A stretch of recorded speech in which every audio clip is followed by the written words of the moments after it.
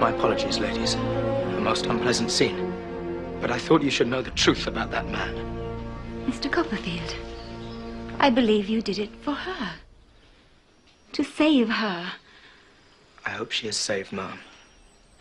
But the truth is, I did it for myself. To save myself. Now, if you'll excuse me. Miss Horton, Ma'am.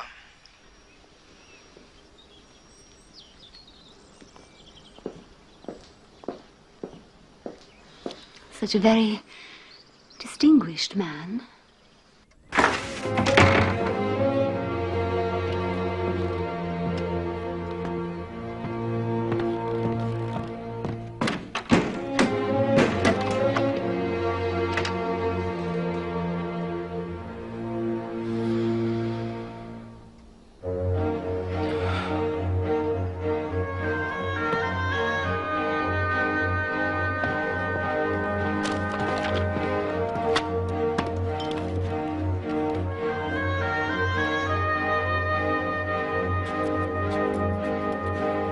Personal history and experiences of David Copperfield the Younger.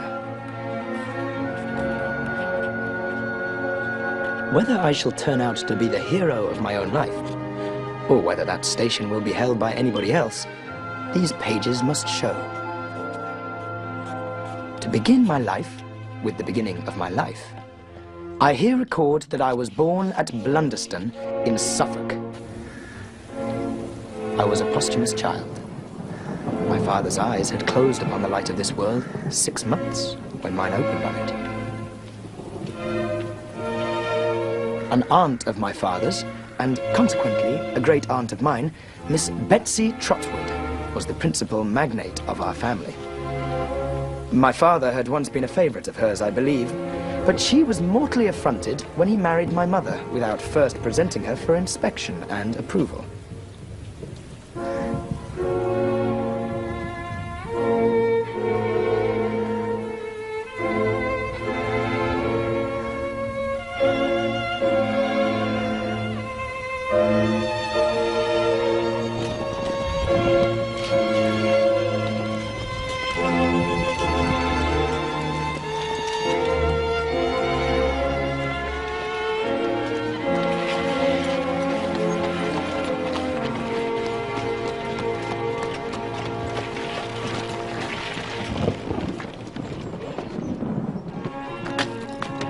Miss Betsy and my father never met again, and she'd never seen my mother.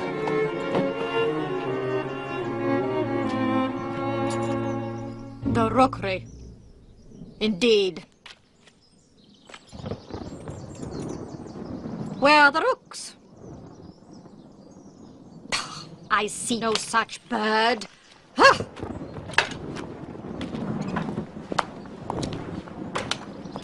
This, then, was the state of matters on what I may be excused for calling that important day.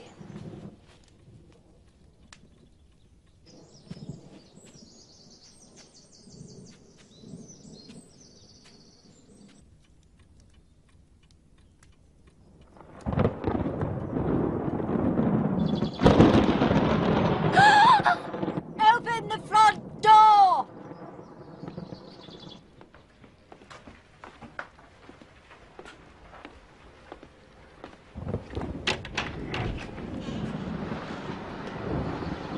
Mrs. David Copperfield, I think. Yes? Miss Betsy Trotwood. You have heard of her, I dare say. I have had that pleasure. And now you see her.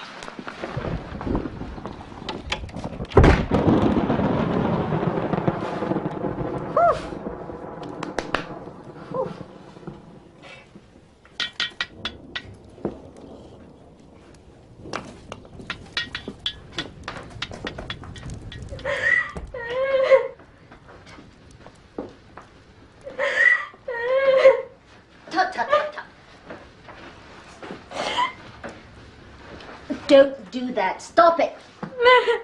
Stop it. There. Yes, now. Let me look at you. Come. Come.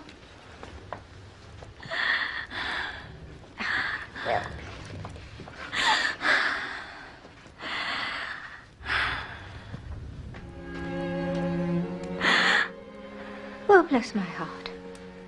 You're a very baby. I'm a childish widow. And I will be a childish mother if I live. Nonsense. Sit you down, child. Sit you down. Here in the chair by the fire.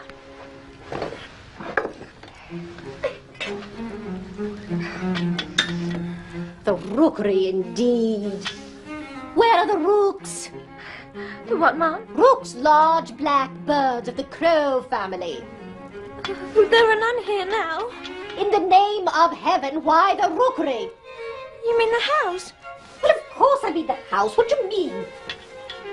The name was Mr. Copperfield's choice on account of the old nests in the garden. David Copperfield all over. Calls our house a rookery and there's not a rook near it. Takes the birds on trust because he sees the nest. Mr. Copperfield is dead! How dare you speak unkindly of him?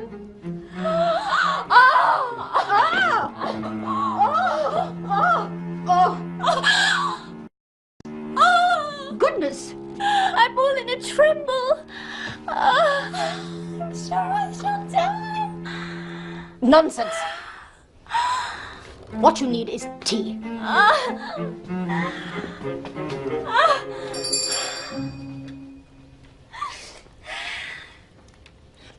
What's your servant's name? Peggotty. Peggotty? Do you mean to tell me that any human being has gone into a Christian church and got themselves named Peggotty? It's my surname, Mum. Mr. Copperfield called me by it because my Christian name's Clara, same as my mistress. Yes, well, Peggotty, fetch your mistress a strong cup of tea. Don't dawdle.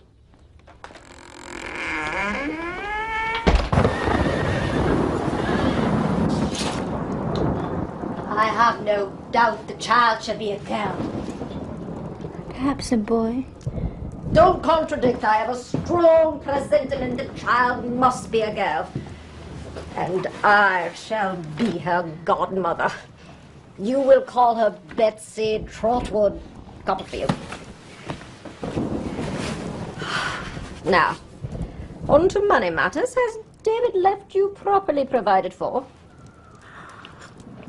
I have this house and its contents, and a sufficient income. I think 100 a year. That seems satisfactory.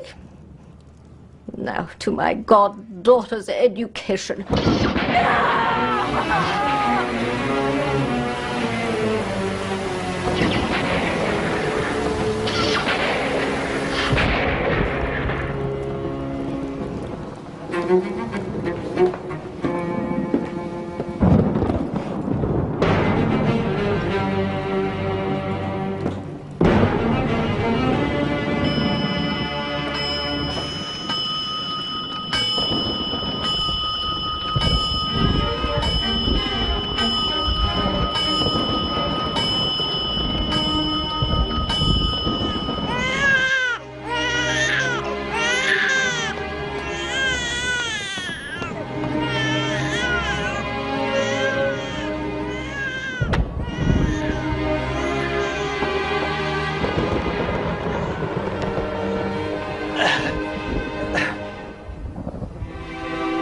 Mom.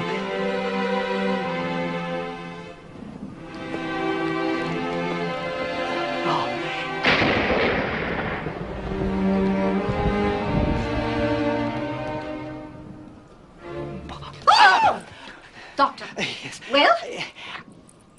I'm happy to congratulate What? you, Mom. A fine boy. Speak up, can't you? A boy. What is the matter with the man? Why does he whisper?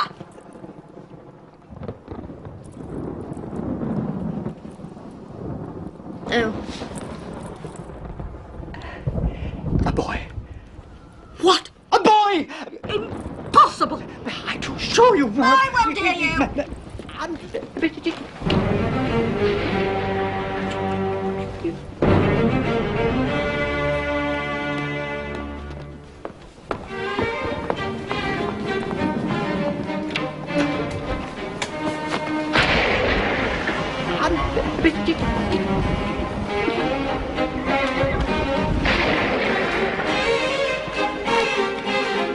Boy!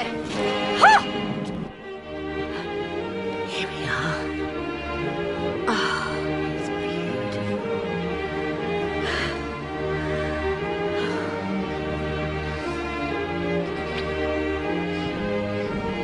He shall be called David, after his dear father,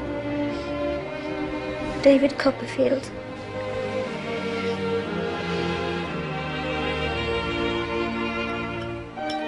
Even now, when I look back on those first 9 years of my childhood, I see nothing but sunlight. Sunlight winking in the window of the parlour where my mother gives me my first lessons, or flooding the garden, glinting on her curls as she gathers fruit, riper and richer than fruit has ever been since, in any other garden. Even the old churchyard where my father lay, and where each Sunday we brought flowers in his memory, even that sad place seemed, in my childish vision, to be perpetually suffused in sunlight. Until the shadow fell. Good day, Mrs. Copperfield. Mr. Murdstone? Good day, David. I trust I find you well, my boy. He's shy.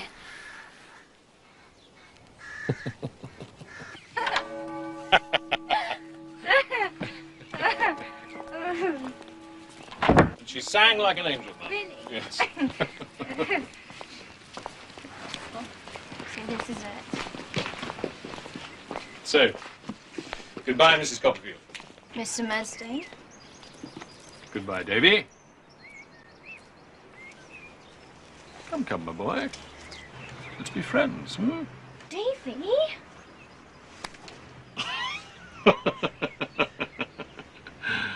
Well, that's the wrong hand, Davy.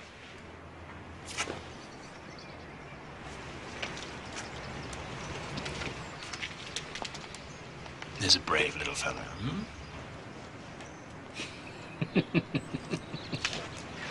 Mount. Davy? Master Davy, Yes, Peggotty? how should you like to go along with me and spend a fortnight at my brother's at Yarmouth? Wouldn't that be a treat? Peggotty, is your brother an agreeable man? That he is. And then there's the sea, and the boats, and the fishermen, and the beach. It'll be a treat, but what will Mamma say? Well, as good as better guinea she'll let us go. So what's she to do with herself while we're away? She can't live on her own. Bless you. Don't you know? She's going to stay for a fortnight with Mrs. Graper. Mrs. Graper? Mrs. Graper's going to have a lot of company. Then we can go. Yes. Oh. Poor David. How innocent you were. How eager to leave your happy home. And poor Peggotty. I see the whole plot now. Peggotty was to be ambassadress for my mother and break the news to me during our stay in Yarmouth. Walk on.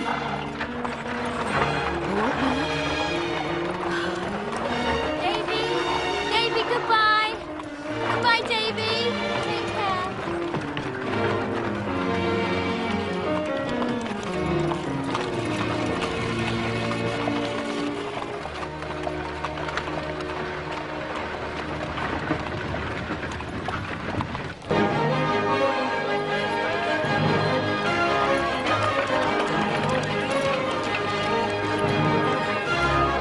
Master Davy, Isn't it a wonderful place, Peggotty?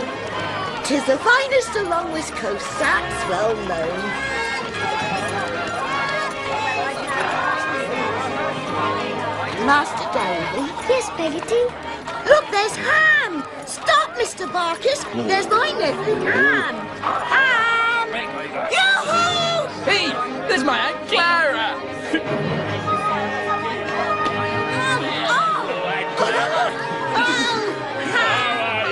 Big boy. I got my Master Davy. Hello, sir. Oh. Come and meet This is No sweethearts, I believe. I beg your pardon, Mr. Barkis. Oh. No person walks with her. With Peggotty. Ah, her. Oh, no. She never had a sweetheart. Oh. Never had a sweetheart. Well, well.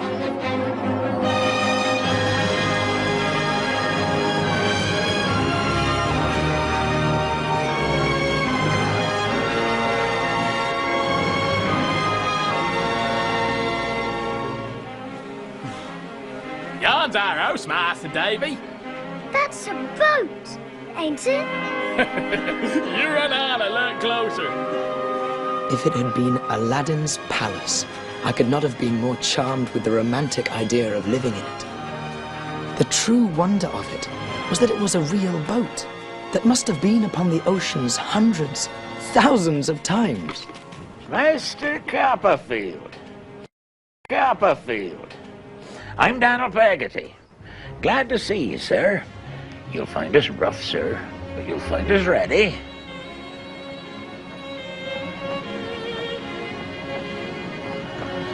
This is little Emily, sir. Emily, say hi to do to Mr. Copperfield.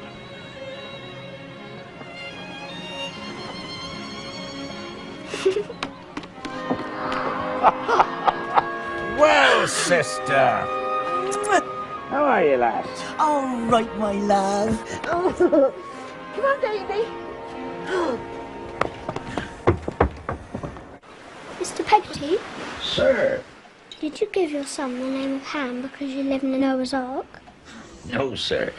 His father gave him that name. But I thought you were his father. My brother Joe was his father. Dead, Mr. Peggotty. Drowned it.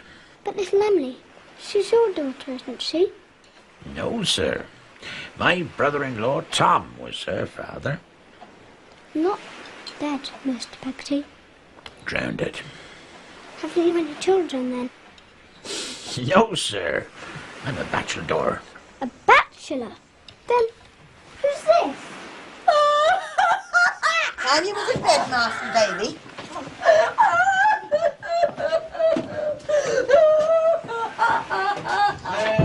There, old girl. Her name's Mrs. Gummidge. Her man and Daniel was partners in a boat. But old Gummidge died and left her very poor. So Daniel took her in, like Ham and little Emily when they was orphaned. He must be a very good man, I should think. The best of men. To bed with you now.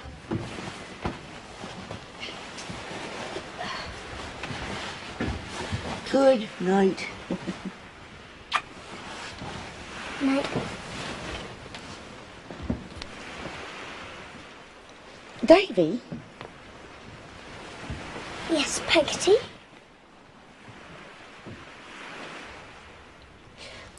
My brother Daniel, he don't like have that goodness and generosity of his spoken of. Not by anybody, not in his hearing. I won't mention it. Don't. It makes him swear something terrible to do.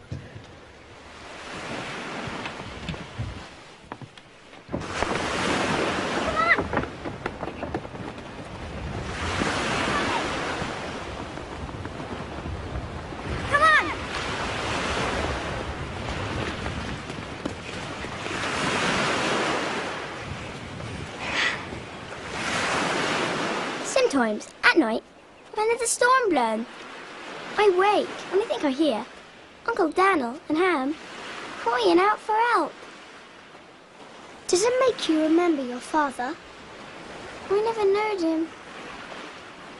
That's like me. But you'd a mother, hadn't you? I lost my mother too.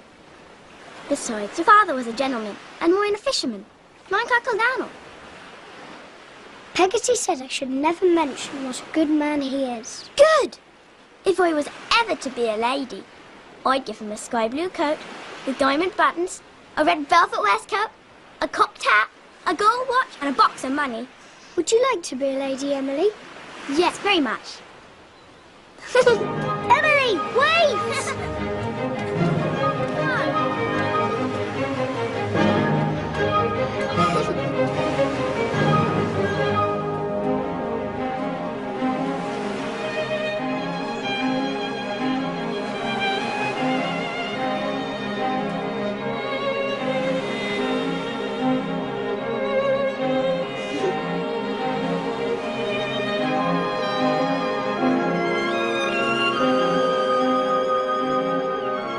I'm sure I loved her with a greater tenderness and purity than can enter into even the noblest love of a later time of life.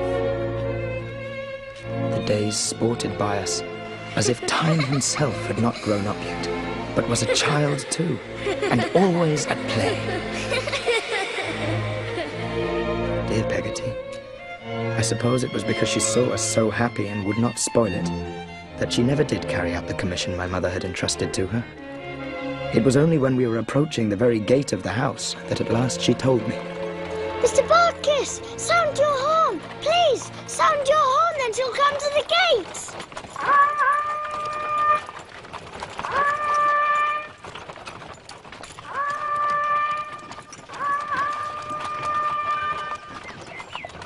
Where is she? Where is she? Why hasn't she come out? Peggotty, where is she? Peggotty, why hasn't she come out? Peggotty, why hasn't she come out? Wait, Master Davy, and I'll tell you something. What? Where is she? She's not dead. Dead? Of course she's not. Oh, bless the boy. No, Davy. I should have told you something before, but I couldn't bring my mind to it. What do you think? You've got a pa. A new one. Mama! Davy! Clara? My dear? Control yourself. Well, you may kiss your mother, David. Always control yourself. Well now, Davy. How do you do?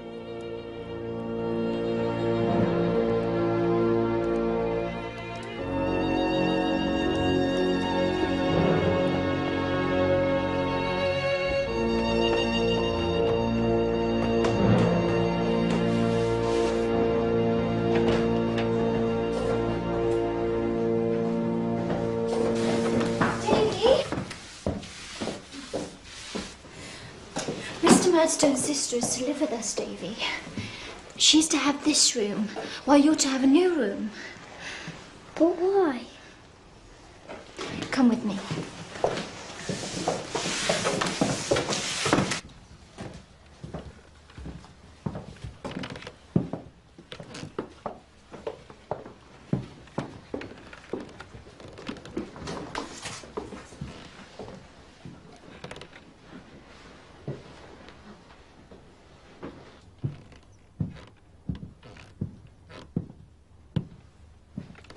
Davy. Clara?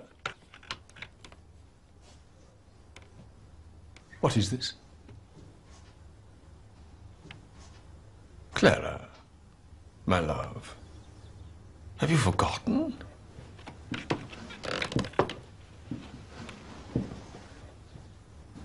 Firmness, my dear. I'm sorry, Edward. I meant to be very good. I'm so uncomfortable.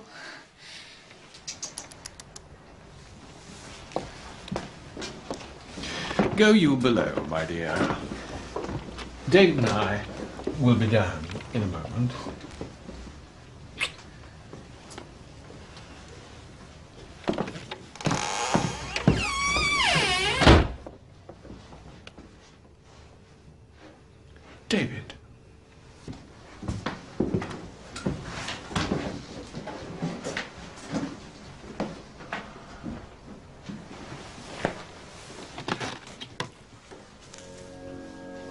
If I have an obstinate horse or dog, what do you think I'd do? I don't know. I beat him. I make him wince. And smart. And I say to myself, I'll conquer that fellow if it cost him all the blood he has. I'll do it.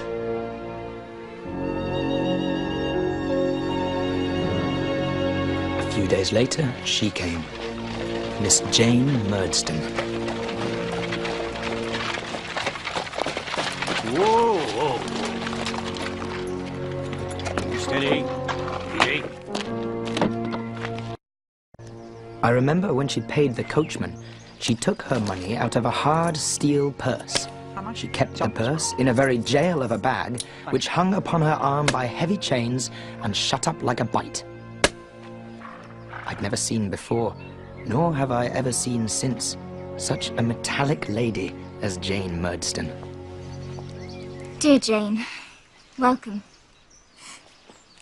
Is this your boy, sister-in-law? This is Davy. Generally speaking, I don't like boys. How'd you do, boy?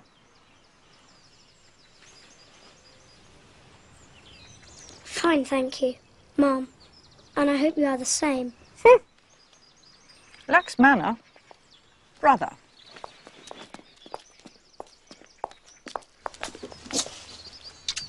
Sister?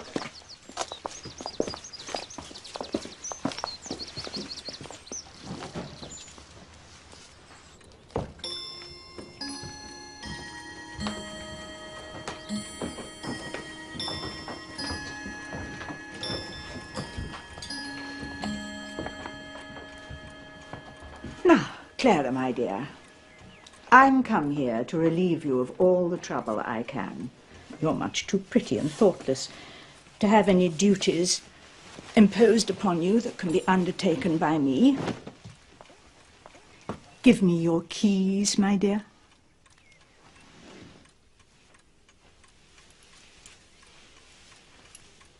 Clara?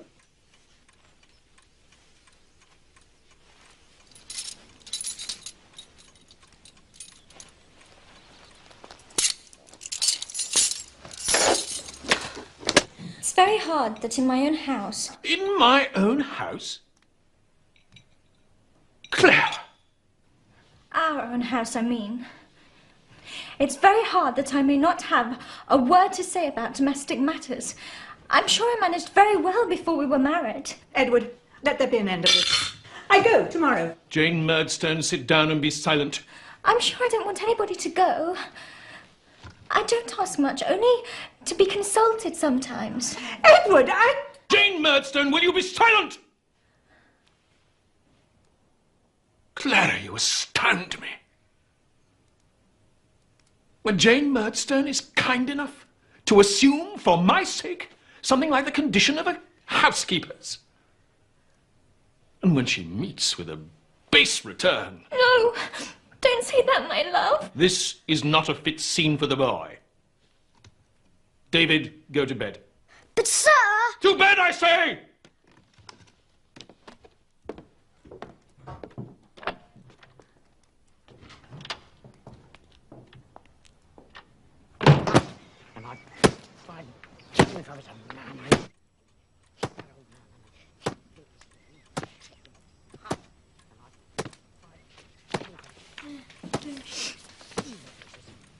Davy. Davy? Be firm with the boy, Clara. He knows his lesson, or he does not know it. He does not know it.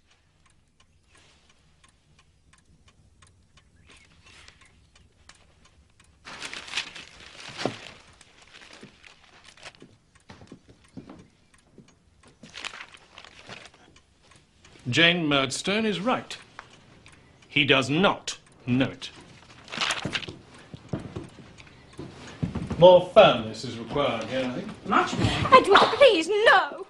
Clara, I have often been flogged myself. Clara! My dear Jane, Clara is greatly strengthened and improved, but we can hardly expect her to bear with perfect firmness the worry and torment that David has brought upon her with his idleness and inattention. David, you and I shall go upstairs, boy. Sir, please! No!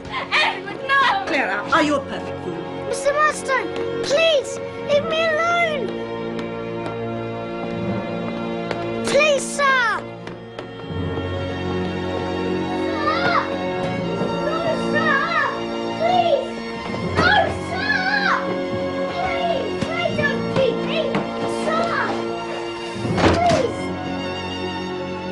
I have tried to learn, but I can't. Not when you and Miss Murdstone are around. Can't you, indeed? No! Please! Don't! Try that. No, please!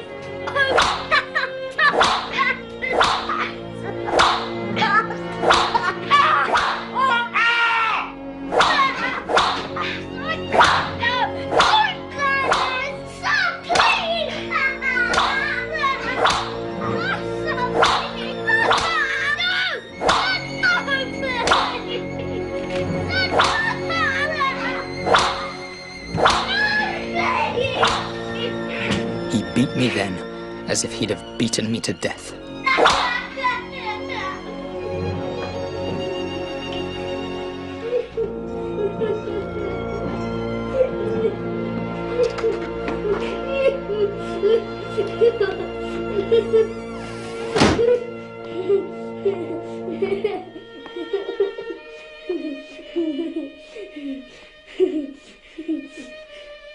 How well I recollect, when I became quiet, what an unnatural stillness seemed to reign through the whole house. It grew dark, the night wore on, and nobody came near me. Fearful questions tortured me. Was it a criminal act that I'd committed? Would I be sent to prison? Would I be hanged?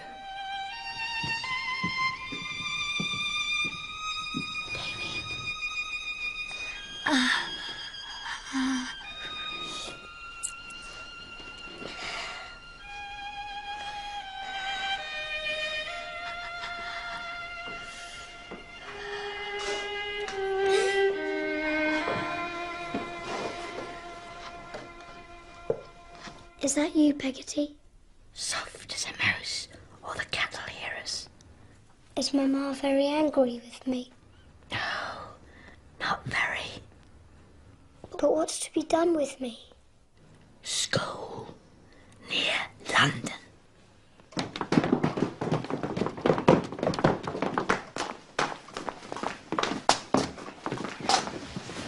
Oh, Davy. Mamma, please forgive me.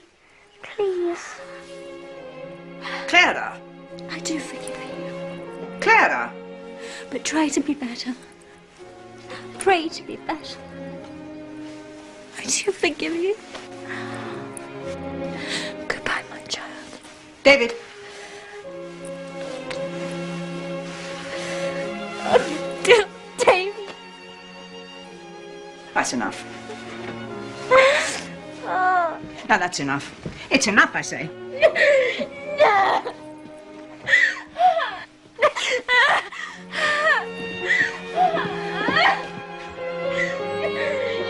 Oh, go on, up you go.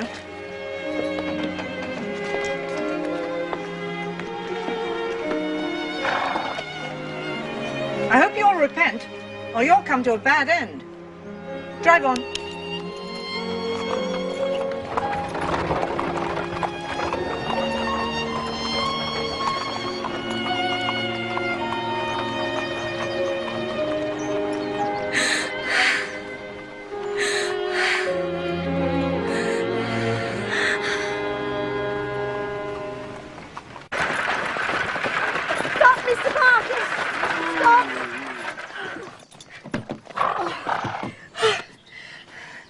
You mustn't never forget me, Davy, for I'll never forget you.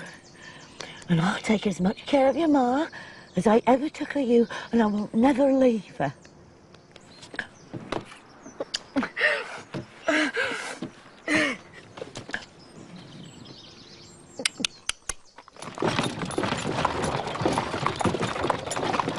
Is she a good cook?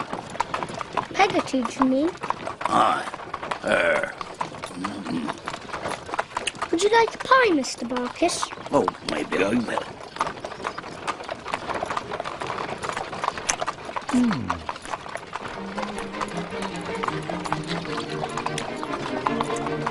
Perhaps you might be writing to her. I'll certainly be writing to her. Ah, well. You was writing to her. Perhaps you'll recollect to say that Barkis is willing. Barkis is willing? Is that all the message? Yeah. Barkis is willing.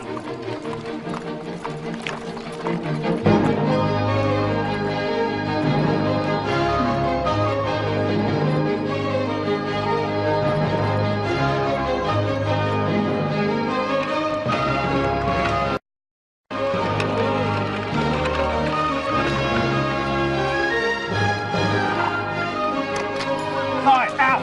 Come on, hurry up! Move it! Come on, move!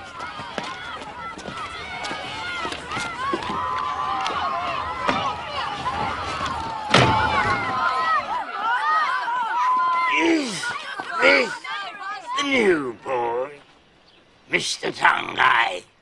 It is, Mr. Creakle, sir! Fetch him up.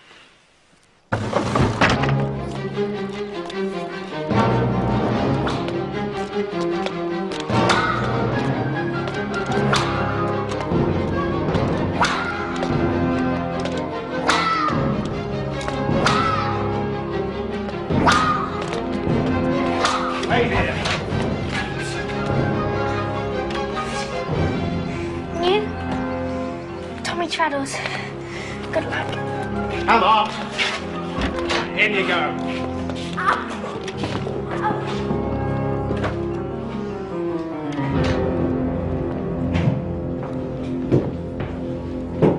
So, this is the young gentleman whose teeth are to be filed.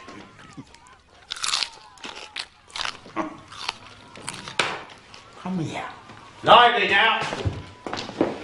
I have the happiness of knowing your stepfather, Mr. Murdstone, and a worthy man he is.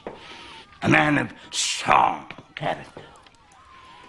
He knows me, and I know him. Ah! Do you know me, boy? Not yet, sir! Not yet, eh? But you will soon, eh?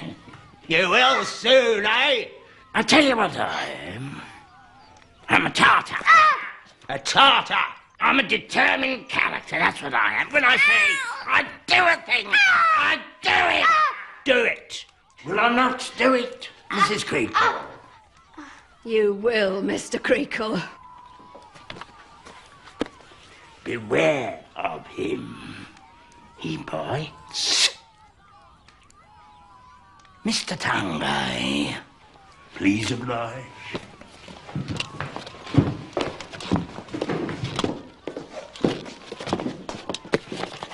It seems you're famous for biting, boys.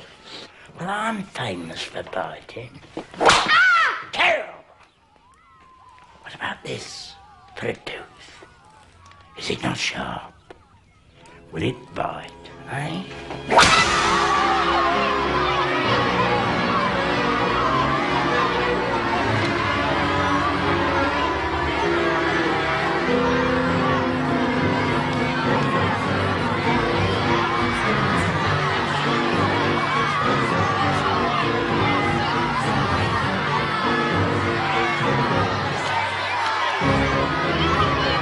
Leave him be, you swines! Shut up, Traddles, you girl!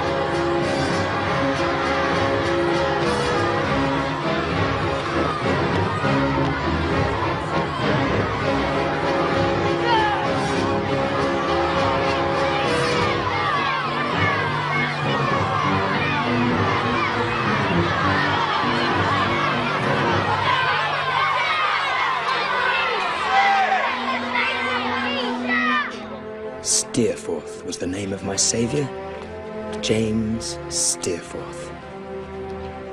He was the oldest boy in the school. The son of a rich widow, Steerforth was afraid of nobody. Well, stand up, Traddles, for God's sake.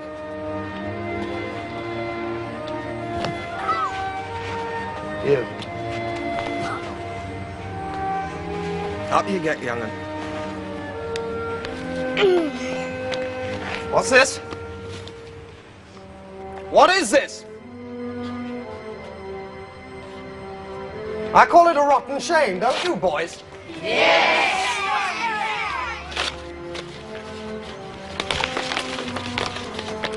Good day, Mr. Creakle.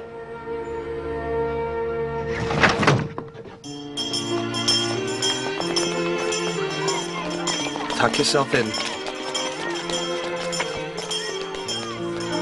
Don't you worry. I'll look after you.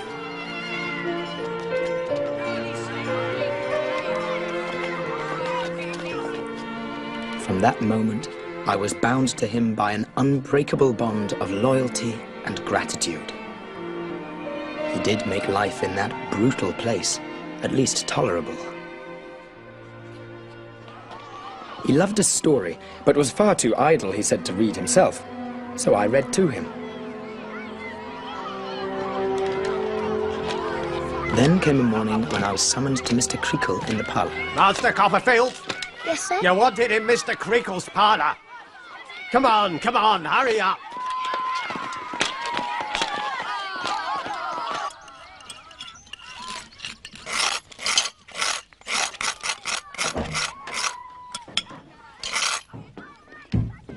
Come here and sit down, David. I have something to tell you, my child. You're too young to know how the world changes every day, and the people in it pass away. But it's something we've all got to learn, David. Some of us when we're very young. I grieve to have to tell you that I hear this morning that your mamma is gravely ill. She is very dangerously ill. She is dead. Man that is born of a woman hath but a short time to live, and is full of misery. He cometh up and is cut down like a flower. He fleeth as it were a shadow, and never continueth in one day. In the midst of life, we are in death. After you went, she got more timid and frightened like. A hard word was like a blow to her. But still she would love them two downstairs, because she couldn't bear not to love anyone who was about her.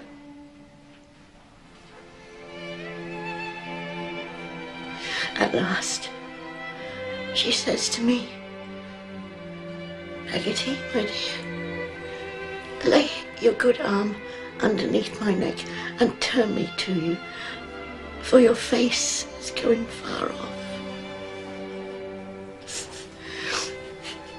And she called on God to bless and protect her fatherless boy.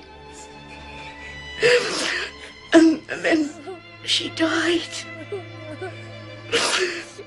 Like a child that had gone to sleep. Oh.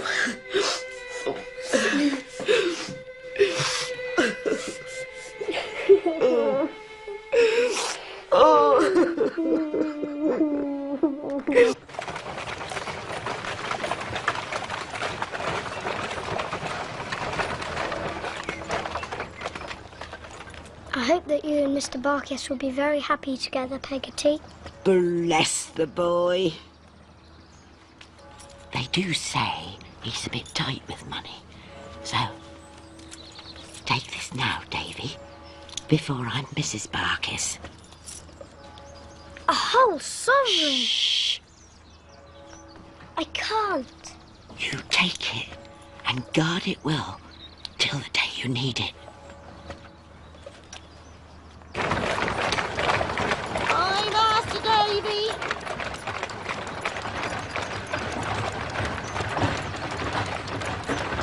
No, don't agree, don't agree. It's a waste of time. And what's more, it's a waste of money. Put it all to auction, house and contents. Lock, stock and barrel. It's quick, and you'll get your price. Come.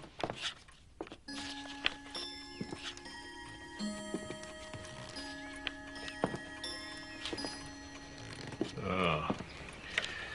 David. Come here, boy. You have a disposition which requires a great deal of correcting. What he wants is to be crushed. And crushed it must be, and crushed it will be. Jane, leave this to me, if you please. I am not a rich man, David. And education is costly. In any case, I can see no advantage to leaving you at school. So, I have a business in London, Murdstone and Grimby. Mr. Quinion, my friend, manages it for me. Mr. Quinion has suggested that since it gives employment to other boys, it can also give employment to you. Seeing that he has no other prospects. Your wages will be 6 shillings per week. Your lodgings, which I have arranged, will be paid for by me. In short, you're provided for and will do your duty. Here we are, Murdstone and Grimby. We have arrived. Here lies your future, Murdstone and Grimby. Our chief business is the supply of wines and spirits to merchant ships. Come here, Mick. Here's Mick Walker. This is David Copperfield. He's to work below. Take him down and instruct him in his duties.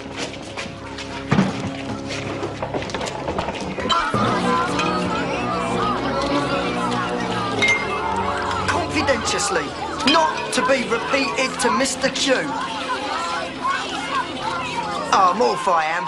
Soon as I'm made, I'm gonna be a bargeman, like me old pa, and walk in the Lord Mayor's show in black velvet headdress, like he done. Here, Mealy!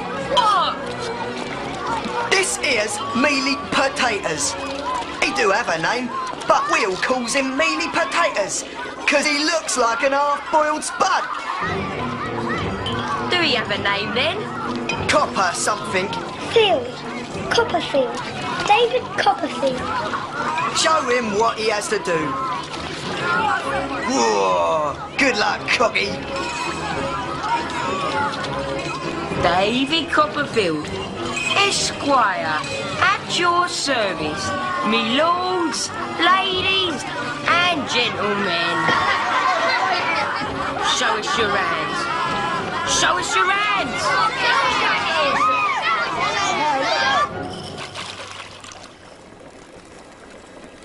Now, my lady, observe if you please.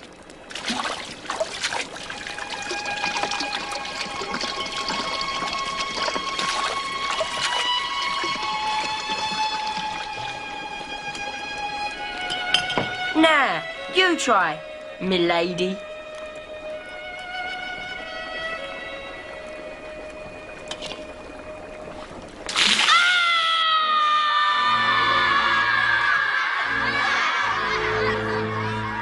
No words can express the secret agony of my soul, the sense I had of being utterly without hope, the misery it was to my young heart to know that day by day all I had learnt and thought and delighted in would pass away from me little by little, never to be brought back any more. But then, in that utter darkness, came a gleam of light.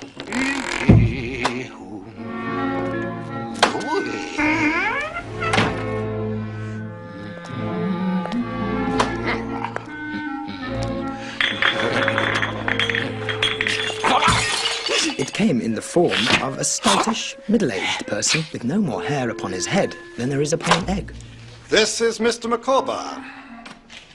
Mr. Micawber is known to Mr. Murdstone. He takes orders from us on commission when he can get any. You will be lodging in his house. Mr. Micawber, This is David Copperfield.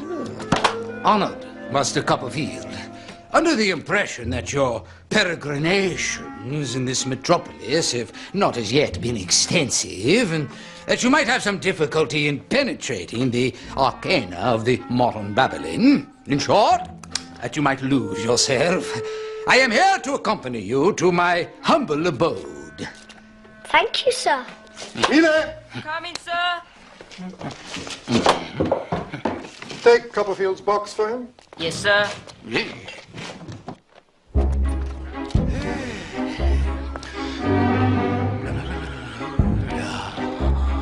Stop! Micawber! Stop! This way, Stop! Master Copperfield! Stop! Pay no attention! Pay me! I'll have the law on you! Stop! Master Copperfield, if there is one great universal truth to be discovered as we journey through this vale of tears, it is this. Annual income £20, annual expenditure £19, 19 and 6. Result, happiness. Annual income £20, annual expenditure £20 and 6 pence. Result, misery. Open this door and pay your debt, sir!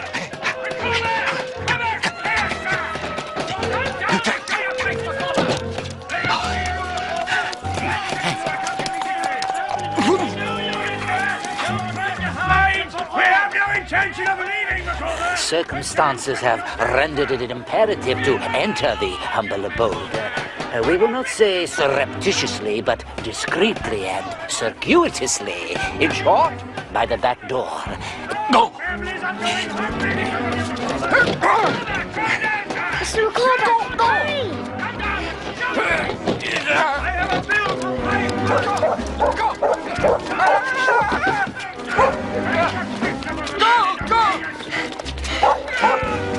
Come on, sir. Go down there, Copperfield!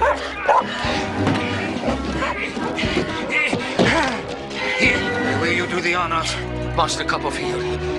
Go, go!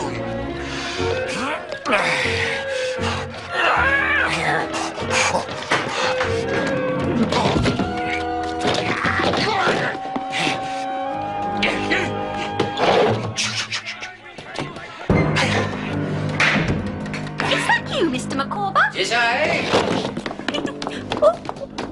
My dear, permit me to present to you Master David Copperfield.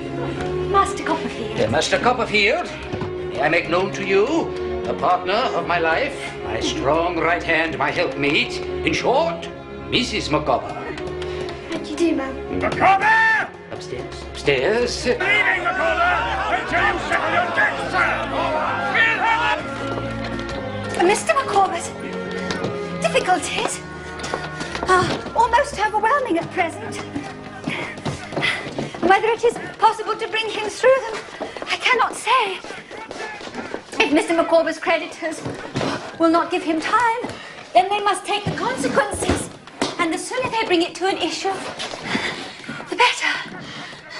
Is Mr. Micawber great friends with Mr. Murdstone, ma'am? Friends? I would hardly say friends.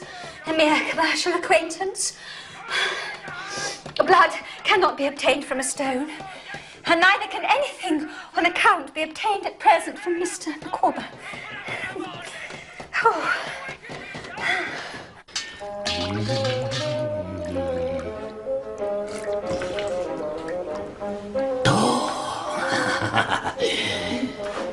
My family are of the opinion that Mr. Micawber should quit London and exercise his talents in the country. Mr. Micawber is a man of great talent, Master Copperfield. I'm sure he is, ma'am. My family are of the opinion that, with a little interest, something might be done for a man of his ability in Custom House. Yes. In the meantime, I remain confident that something will turn up. My dear, I give you Master Copperfield.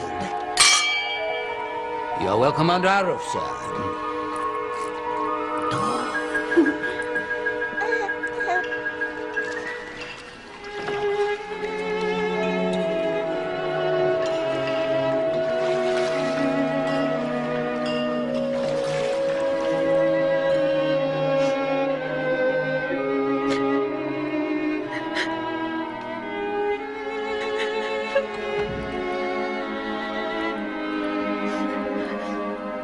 Forgive me, Mum. If I could assist you in your troubles, Master Copperfield, bless you for that.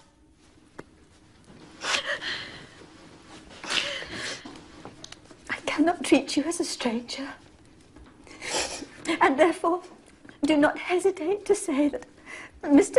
Micawber's difficulties are coming to a crisis. I'm very sorry to hear that, Mum.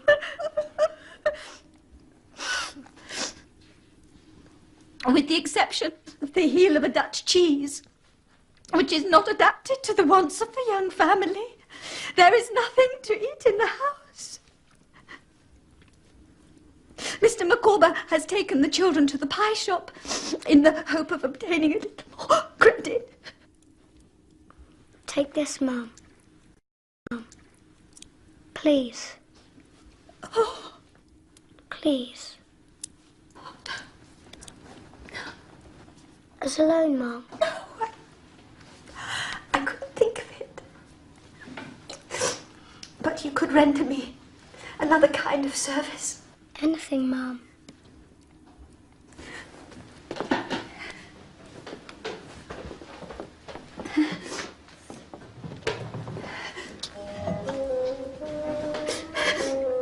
They were my dear papa's. Mr. Micawber's delicate feelings would never allow him to... Pawn them, Mum. Well, let us say, rather, dispose of them. And such transactions are too painful for me. But if I might ask you, Master Copperfield... Anything, Mum.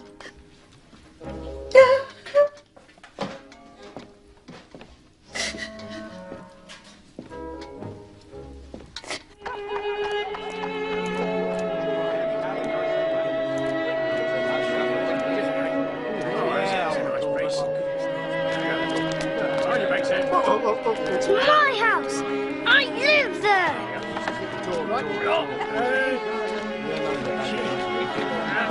What happened? Get this prison. All of them. At last, my dear sir. You're from the Chancery Court. Out of my way. Don't you pay no heed to him, young sir. I said it would be settled in the end. Wait! There is the paper. You must have the papers. In there.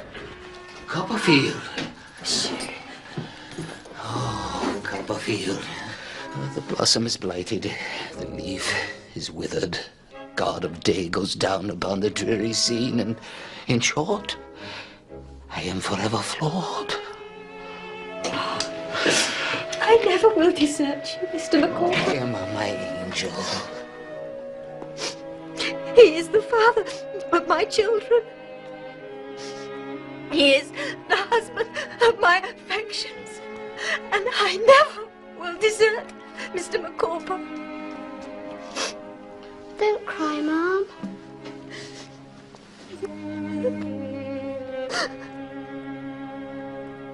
I went to the pawn shop as you asked. What?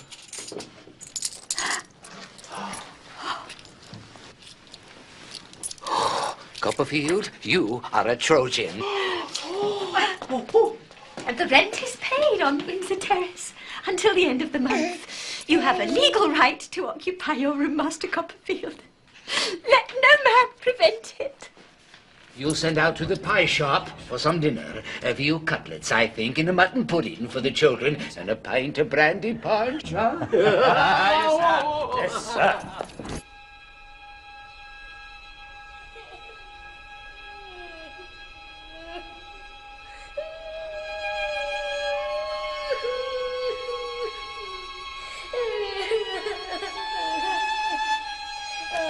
To add to the daily miseries of my own existence, I was now haunted by the awful fate that had befallen Mr. Micawber and his family. I imagined them shut away forever in that dismal prison, the children growing up pale and thin like the roots that sprout from a potato in a dark cupboard.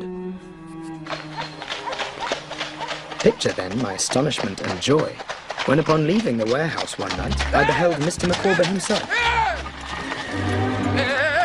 Mr. Micawber! Ah, my dear Copperfield! Come. It was a relation of Mrs. Micawber's, an aunt, who, upon hearing of our plight, advanced a sum sufficient to obtain our release from that place of desolation. She stipulated only that we should at once quit the modern Babylon and go down into the country.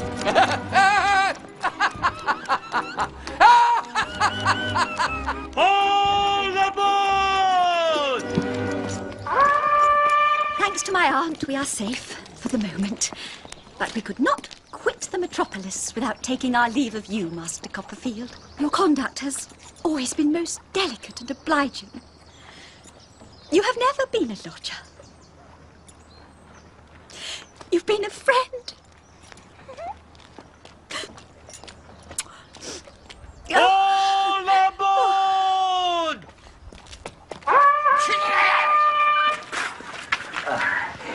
My dear Copperfield, farewell. Every happiness and prosperity. If in the progress of revolving years I could persuade myself that my blighted destiny has been a warning to you, I should feel that our friendship, though brief, had not been in vain. All aboard! Yeah! Please, sir, Mr. Micawber, sir. I really think you should go now. In case of anything turning up, of which I am rather confident, I shall be extremely happy if it should lie in my power to improve your prospects. All aboard! Yeah! Farewell!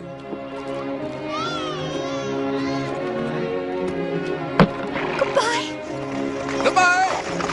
Farewell now! An aunt.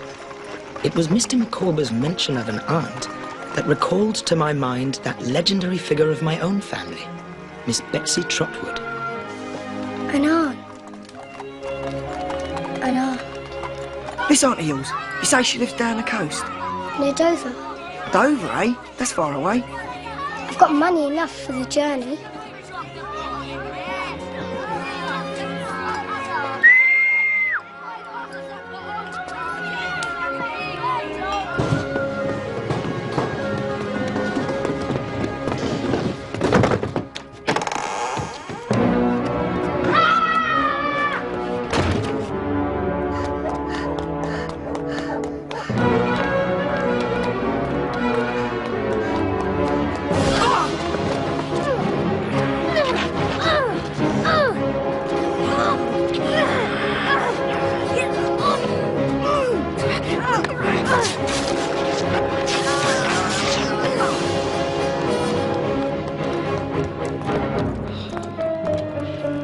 Walker, what is that in your hand? Nothing.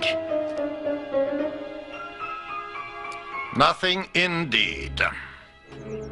How many days I was upon the road from London to the Kent coast, I could not now say with any degree of accuracy. I had no coat to my back, my shoes were soon kicked into holes, and my entire worldly capital consisted of 3 halfpennies which were stolen from me by a tinker's boy.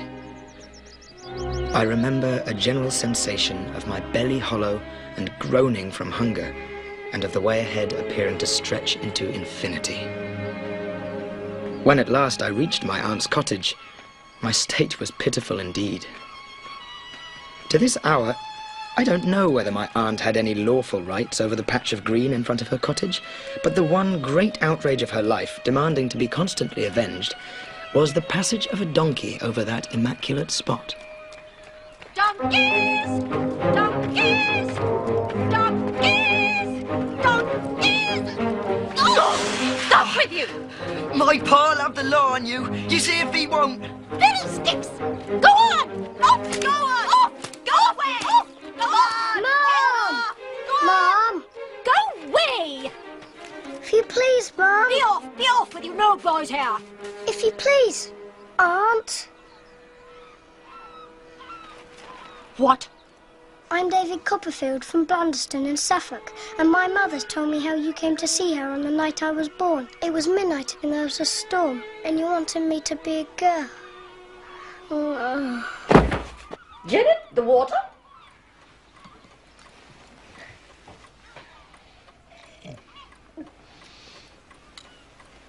Janet, the tonic.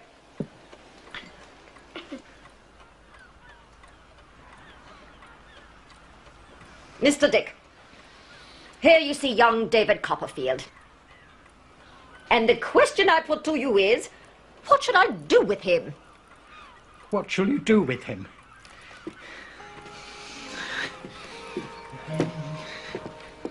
Oh, do with him? Yes, come. I want some very sound advice. Why, if I were you, I should wash him. Mr. Dick sets us all right. There we are, Master David. Janet! Donkeys! Oh, donkeys! Donkeys! Donkeys! Donkeys! Oh, no! Go! Go! All right, we're going! Come on, donkey! Move along! Go! All right!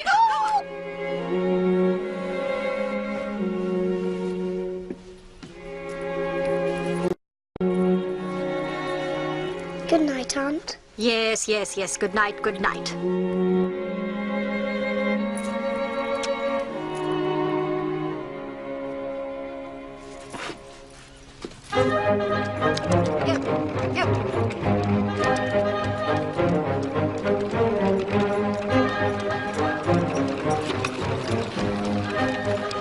We're off to Canterbury to consult with Mr. Whitfield.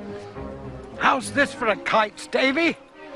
There's plenty of string, you see, and when it flies high, it carries my words far, far away. That's my manner of diffusing them. We'll be home well before dark.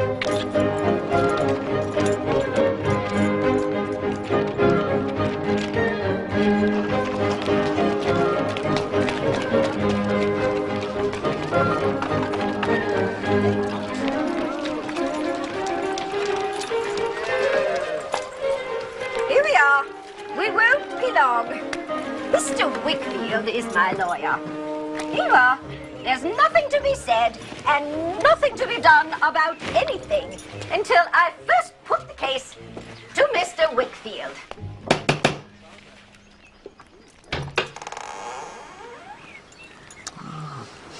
Good day, Miss Trotwood. Is Mr. Whitfield at home, Uriah Heep? He is, Mum. Go on, go on.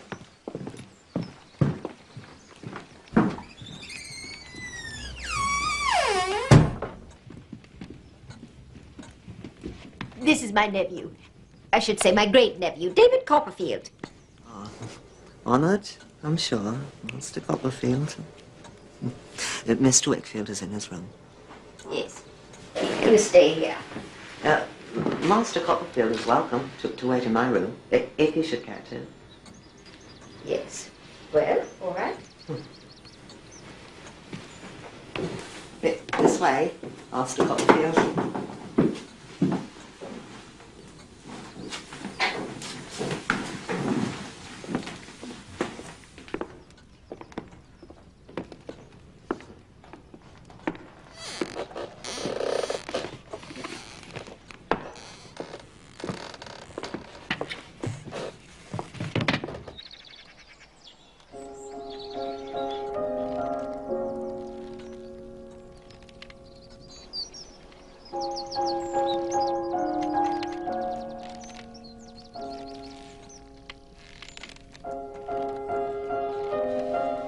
That is Mr. Whitfield's daughter, Agnes. Your aunt has a great admiration for Miss Agnes. As do we all. Even so humble a person as myself. I suppose you're quite a great lawyer then, Mr. Heep. Me, Master Copperfield? Oh dear, no, no. I'm the very humblest person going, Master Copperfield. My mother likewise was a very humble person. My father's former calling was humble. He was a sexton. What is he now? He is a partaker of glory at present, Master Copperfield. Dead, Mr. Heep. Alas, Master Copperfield. How long have you been with Mr. Whitfield? Going on 4 years, Master Copperfield. I thank you for the inquiry. I expect you'll be a partner in the business one day, Whitfield and Heep. No, no, Master Copperfield. I'm far too humble for that.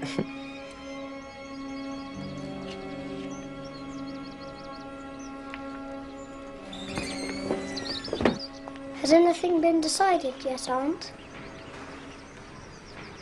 No, nothing yet.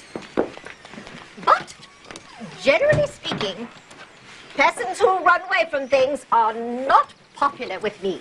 You must grasp the nettle of life, and it won't sting you.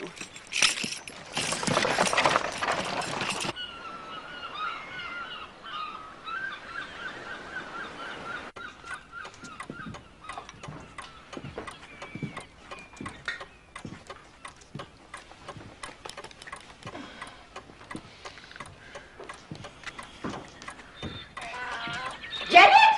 Donkeys! Donkeys! Go away, I tell you, customers. Get along now, you no here. Donkeys, get off my land! How dare you trespass! Go on, get away! Go on with you, how dare you! You get off my land or you'll be sorry for it! Go on, go on, bold-faced, brazen Aunt! What is it? The mudstones.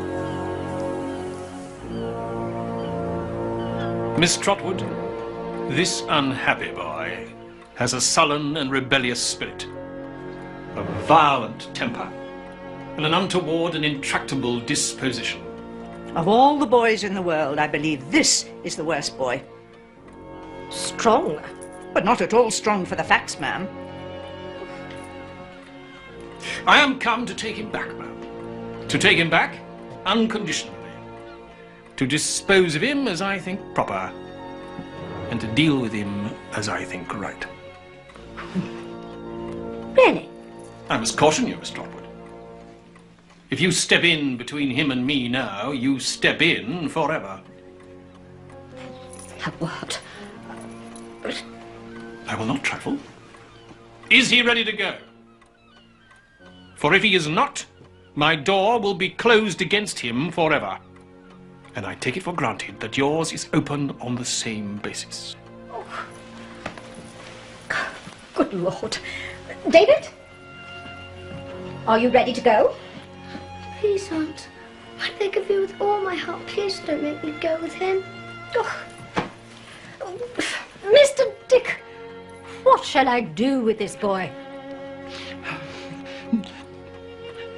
Have him measured for a suit of clothes directly.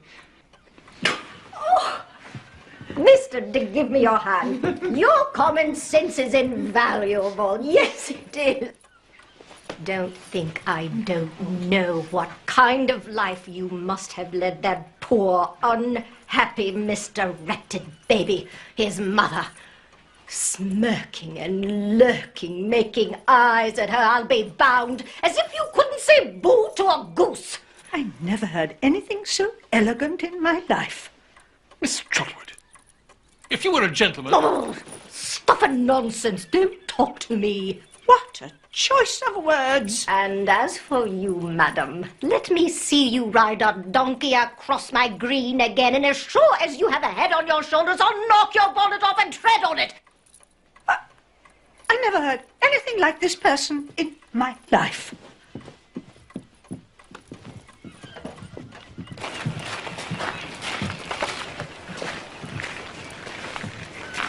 Mr. Dick, the gate? No. Mr. Dick, consider yourself guardian to this child, jointly with myself. Guardian? Jointly? Delighted. It's very well. I've been thinking I might call you Trotwood. Trotwood Copperfield. How would that suit you?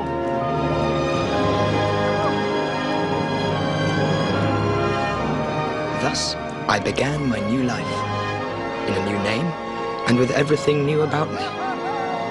I drew a curtain down upon my life at Merston and Grinby. Even in this narrative, I have lifted it with a reluctant hand. My aunt sent me to Dr. Strong's school in Canterbury, and during term time I lodged with Mr. Wickfield and his daughter Agnes. Agnes. Her mother had died in giving her birth, and like me, she was an only child. She quickly became my greatest friend, my wisest counselor, my dearest sister.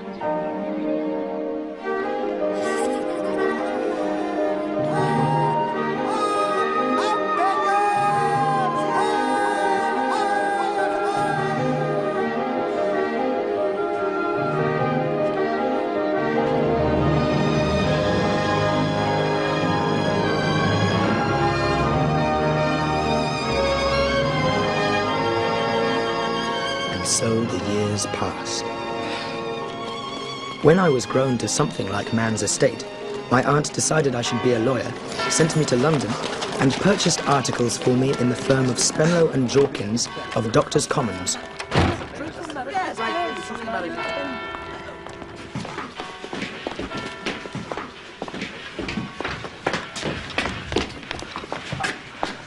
Ah, Copperfield. Excellent. Come in. Come in.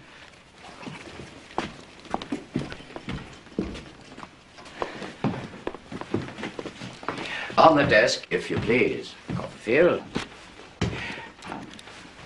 To the Lord Chancellor's office is... Quick as you like.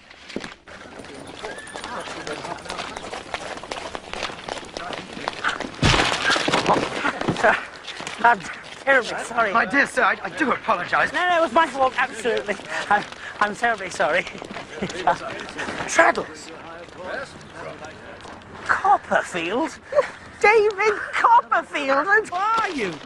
It's wonderful to see you. And you too. Oh, I'm still, Well, you're still pretty much the same as you yeah, were before. well, I know it was Tommy Traddles indeed, my old school friend. Oh, what an incredible surprise. My aunt had found lodgings for me in Buckingham Street and made me a modest but sufficient allowance. And as I was about to take a short holiday, my employer, Mr. Spenlow, had invited me to pass a night at his country house. Handsome, eh? Fletcher versus Fletcher.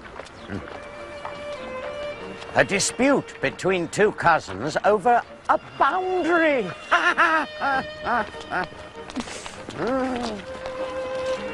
Fletcher versus Fletcher. Highly lucrative. But then, of course, the very best sort of professional business is a disputed will.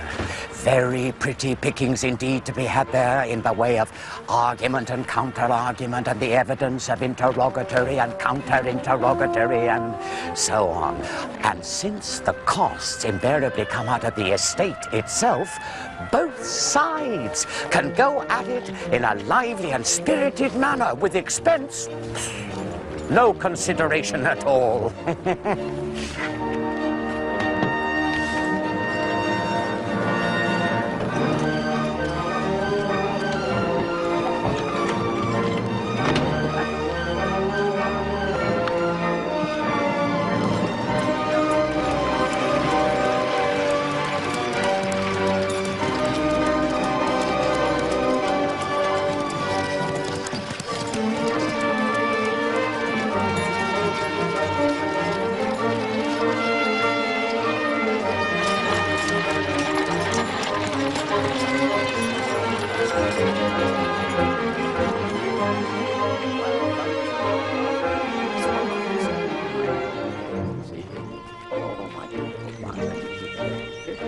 Absolutely remarkable house, Countess.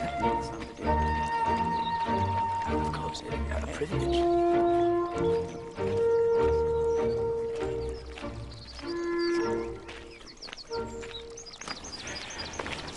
Copperfield. My daughter, Dora.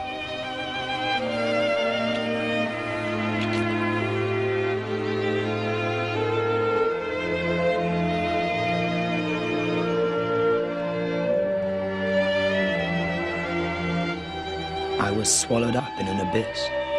There was no pausing on the brink, no looking down or back.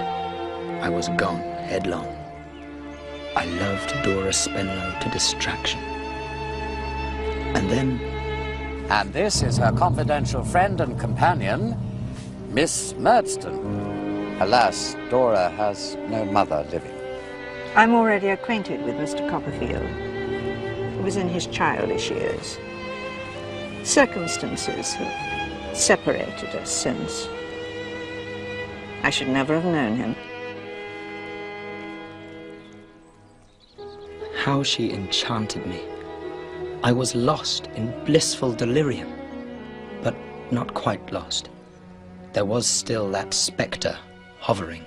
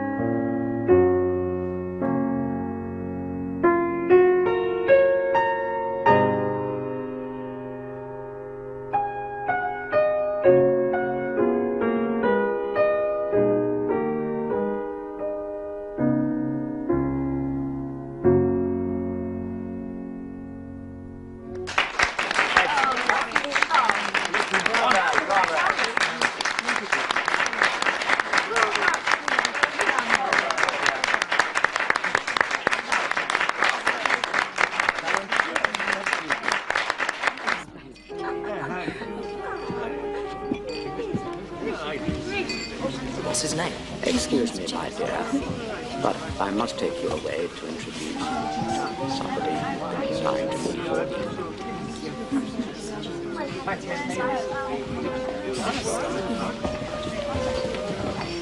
David Copperfield, a word. I won't attempt to disguise the fact that I formed an unfavourable opinion of you in your childhood. It may have been a mistaken one, or you may have ceased to justify it. That is not the question between us now. I may have my opinion of you. You may have your opinion of me. But it is not necessary that those opinions should come into conflict. It would be better if they did not. Let us therefore meet here as mere distant acquaintances. Do you agree? I said I would return, Mr. Copperfield. Are you and Miss Murdstone talking over old times? Old times? Oh, hardly that, Dora, my dear. Our acquaintance was very slight. Was it not, Mr. Copperfield? That was the moment to speak out, to say the truth. No, shout it. Very slight.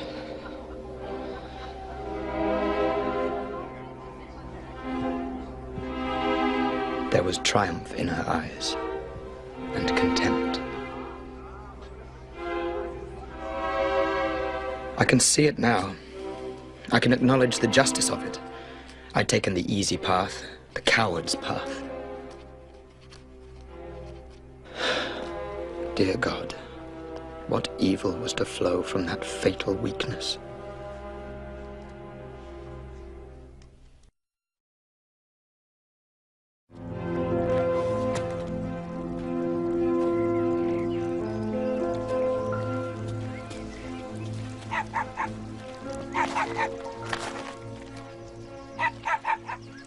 Good morning, Mr. Copperfield. Ah, Miss Spenlow, I'm surprised to see you out here so early. It's the brightest time of the day. Don't you think so? It's bright to me now. The moment before, it was not so bright. Do you mean a compliment?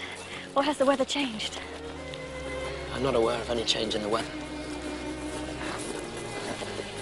You've just come home from Paris, I believe. Yes. Have you been there? No. Oh, you should go. You would love it so much. Do you travel a great deal, Mr. Copperfield? Well, I'm going down to Yarmouth in a day or two to see old friends. Yarmouth is quite on the coast, is it not? Yes. Miss Spenlow. Dora! Dora! Tiresome creature. I can't think why Papa chose such a vexatious thing to be my companion. Dora? It is very disagreeable having such a gloomy old person always following one about. Here, perhaps you should say something to your father. I wouldn't dare. Your father wants you. Hurry now.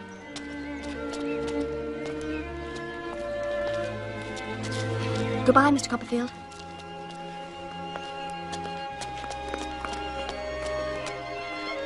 Remember, we meet here as mere distant acquaintances. The past is buried. I barely heard her. Mr. Copperfield. My head was full of Dora. Dora. Mr. Copperfield. Dora. Dora. Do you hear me, Mr. Copperfield? I returned to my lodgings in town in a sort of trance. I made some attempts to work at the book I was writing, but it was no good, because in every sentence the word Dora would inadvertently appear. At length, I determined to seek distraction at the playhouse.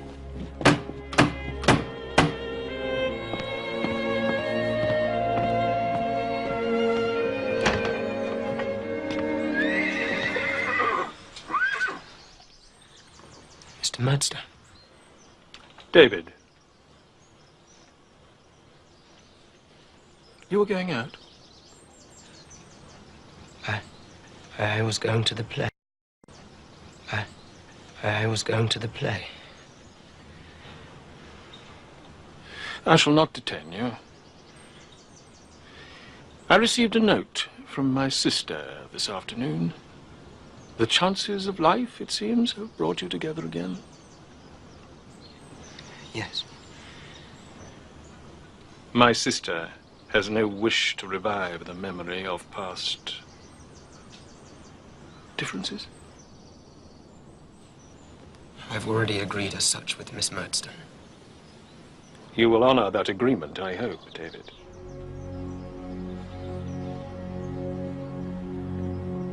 You may imagine that you have much to tell of her, and of me, to our detriment. But equally, we have much we could say about you. Can you think that I would wish to resurrect the past, Mr. Murdstone? It is far too painful to me. Then I shall detain you no further.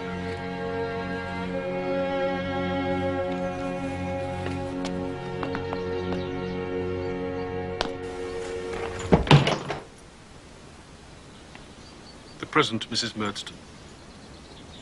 I would crave the honor of making her known to you, but I must not keep you from the play.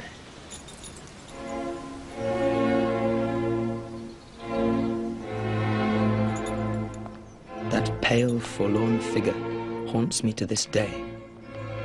I knew what her life was. I knew how he was crushing the spirit from her as he had done to my poor mother. I wanted to speak, but I dared not, and knew not what to say.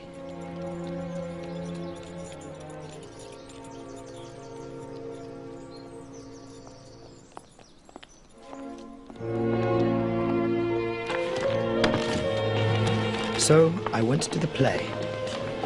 As I came out after the performance, I encountered another ghost of my childhood. But here was no grim spectre to resurrect all the pain of it, but a bright spirit to revive the few fleeting moments of content. It was James Steerforth. Steerforth! My friend and protector of Salem House School. Steerforth! Steerforth! Wait! It is Steerforth!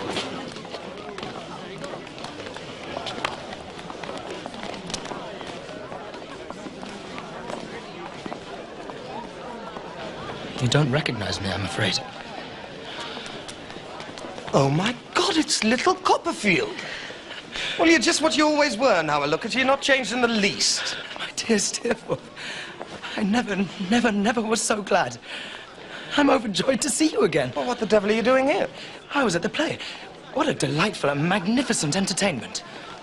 My dear young David,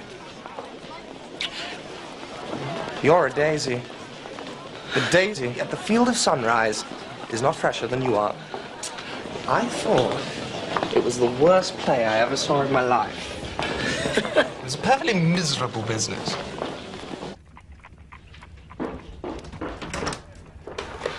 Forgive me, Steerforth. The wine shop was closed. I had to go to the tavern. Are you writing a book, Daisy? Oh, it's nothing. Stories and sketches. You always loved books. And romances. I remember when you used to read to me. I'm not much used to company, I'm afraid. When do you go to Yarmouth? Tomorrow. London's devilish dull at the moment. And I have some thoughts of buying a boat. If you could bear my company, I'll come down with you. My dear Steerforth, I'd be honoured and delighted. Well, that's settled then. And so we went together on that fateful journey. I'll see you shortly. Take care. Upon our arrival, we parted. Steerforth to explore the town, I to see Peggotty and her husband Barkis, who was ailing.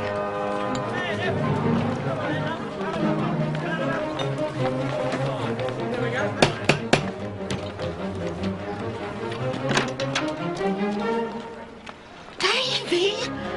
Oh, my darling boy!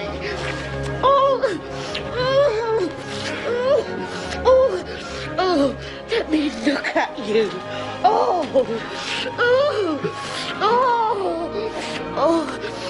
Barkis will be so glad. It'll do him more good than a pint of liniment. How is it, Peggotty? Bad. Very bad. It's the rheumatics. Will you come up and see him, my dear? Well, Barkis, here's medicine for you.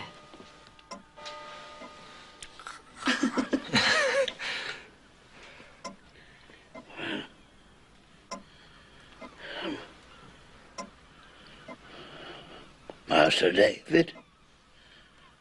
That you, sir? It is, Mr. Barkis.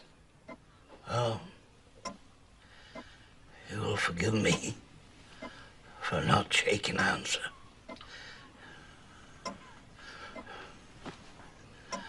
But if you was to shake the tassel of my nightcap, I'd take it friendly.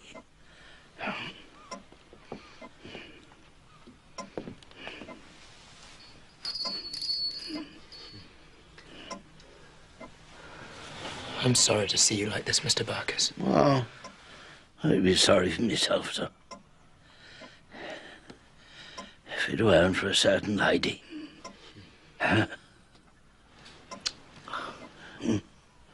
She's the usefulest and best of all women, sir. The C.P. Barkis. No, Barkis. And that's true, sir.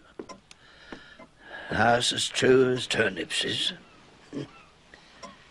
It's as true as taxes is. And nothing's truer than them.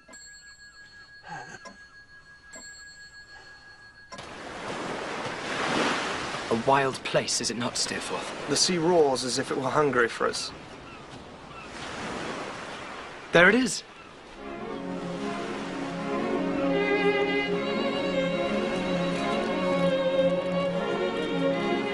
It's little Emily.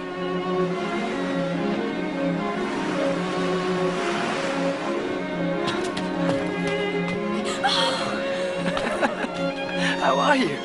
Pretty well, Master Davy. This is my friend, Steerforth. Steerforth, this is Emily. I think I've mentioned her. You were Daisy's childhood friend. You played together and dreamed together. He was to be a great writer and you were a fine lady. You told him that? How else would I know? It were a foolish dream. I'm older now. And wiser. I hope so. We trade our dreams for what we call wisdom. I wonder, is it a good exchange? Master Davy! Master Davy! Master Davy! Davy! This little Emily of ours ain't my daughter, sir. So I understand, Mr. Peggotty. But I couldn't love her more. Well, I'm sure you couldn't. Now, there's a certain person as has known our little Emily ever since the time her father was drowned. Not much of a person to look at. Something of my build, rough. Good deal of the sou'wester about him. Very salt. But he's a decent enough person, and his heart's in the right place. Now, what do you think this here blessed tarpaulin go and do? He loses that there heart of his to our little Emily. All of a sudden, one evening, comes Emily from her work, and him with her. Now look here, he cries out, joyful. This is to be my little wife. And she says, half bold, half shy, yes, uncle, if you please. If I please. Will you take up your glasses, one and all? Oh, and for you, Mrs. Gummidge. I gives you our Emily and her Anne. Emily and Hannah.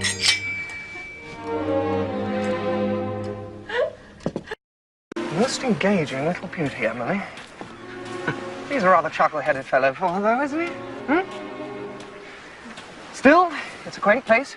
They certainly are quaint company.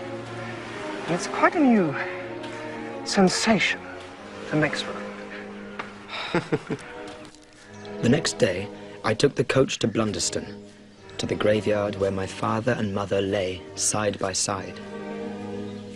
The breeze in the yew trees seemed to whisper of old days, those happy days before my mother married Mr. Murdstone. And something else it seemed to whisper. A name.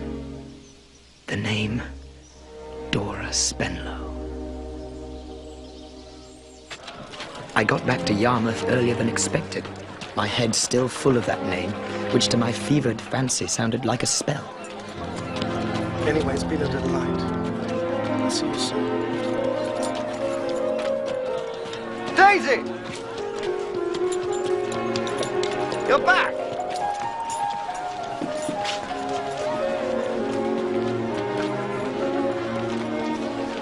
We met by chance in the street. Charming little creature. Pity she never had an education. Listen, Daisy. If anything should ever happen to separate us, you must always think of me my best, old boy. Steerforth. No, come. Let us make that bargain. You have no best to me, Steerforth, no worst. You're loved equally in my heart. Good. Good.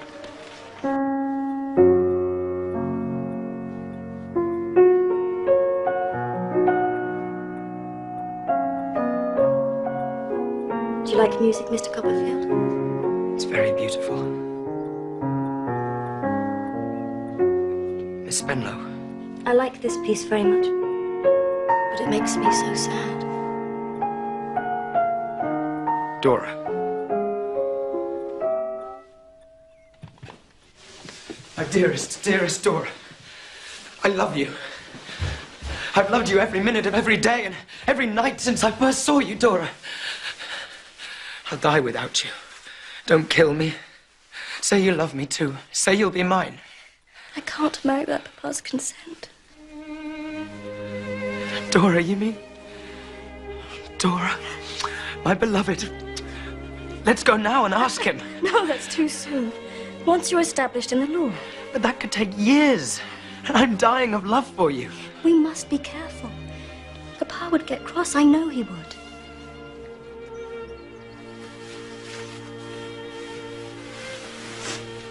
Don't look sad. We will meet often. And you may write to me. I may. But in secret, always in secret. You must address your letters to my maid Hetty.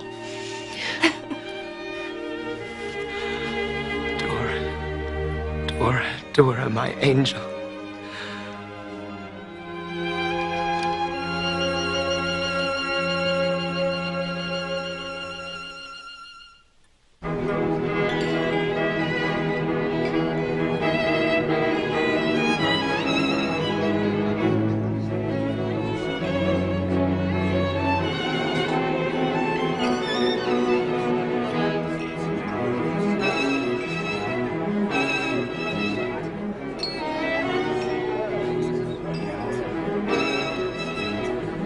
Good evening, Mr. Wickfield. David, this is Mr. Waterbury. David? Sir?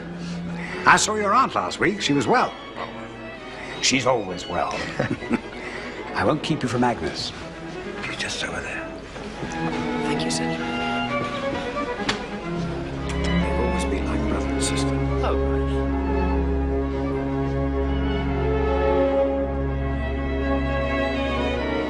right. Excuse me. Trotwood. Agnes, how good it is to see you again. Now, I must have your news quick, Trot, before we're interrupted. First, how do you like Doctor's comments? Second, are you still writing that book of yours? And third, who are you in love with? As to your first, I like Doctor's Commons very well.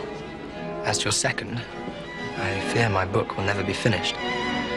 And as to your third, why should you think I'm in love with anybody? Are we not as brother and sister, Trot? Don't I know you? Perhaps I've changed.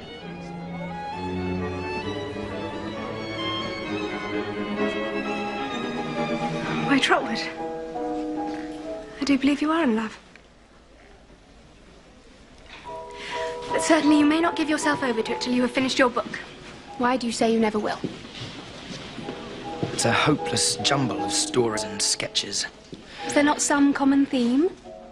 Well, yes. What? Modern life. My idea is to turn them into a novel. I know not how. Well, then don't. Let them stand as they are. Call them sketches of modern life. But there aren't enough to make a book. Write some more. Ah! Master Copperfield. Oh, well, Mr. Copperfield, I should say. Uriah Heep? Only the other comes so natural. Yes, how are you? Oh, honoured indeed, sir, to be noticed by you in such company. I mean, so many great stars of the legal firmament. One is quite crushed by a feeling of extreme humbleness. My father. Oh, look! Unwanted, it seems. If you will excuse me, Master. No, Mr. Copperfield. What the devil is he doing here? Papa has made him his partner.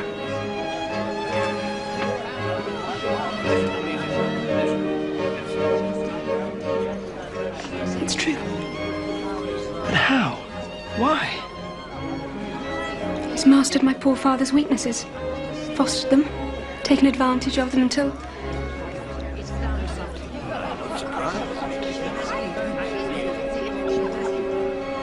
Papa is afraid of him.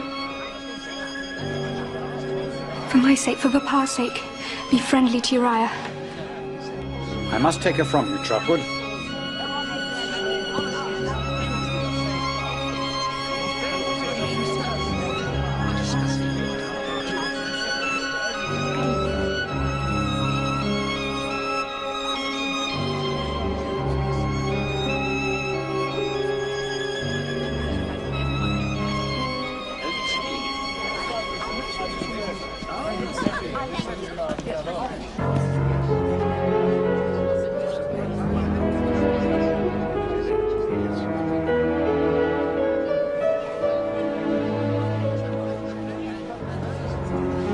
Copperfield. Delightful. Come and meet Sir George Dixon. George! And the Spenlow, don't you? My dear fellow. Dearest, dearest Dora. Be careful. If Papa should suspect. I never dreamt you might be here. Papa would bring me. To think how I resisted and complained. Did you get my letter? Hush. Did you? Foolish boy. Such a flood of words. I swear I didn't understand one half of them.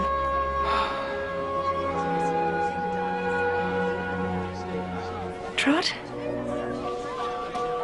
Dora. Miss Spenlow. May I present Miss Wickfield? Agnes, this is Miss Spenlow.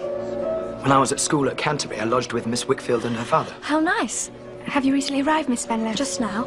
Excuse me, ladies. Copperfield, I want you to meet Sir George Dixon. Excuse me. Are you connected in any way to Spenlow and Jorkins? He's my papa. Sir George.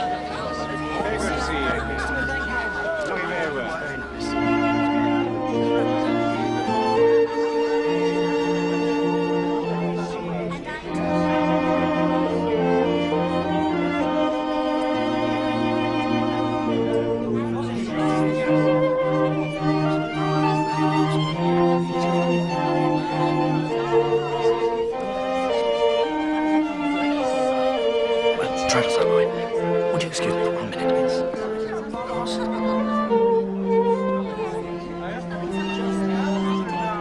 Dora, how did you find Miss Wickfield? Very, very agreeable. Yeah. And so clever. I think if I had her as a friend a long time ago, I might be clever myself by now. Nonsense. So many books she's read. And such books, poetry and history and philosophy. She quite frightens me. I've seen you sometimes with a book. But only some foolish romance full of dukes and diamonds and doomed passion. I wonder how you could ever fall in love with me. How could I see you and not love you? I suppose you've never seen me at all. I suppose we'd never been born.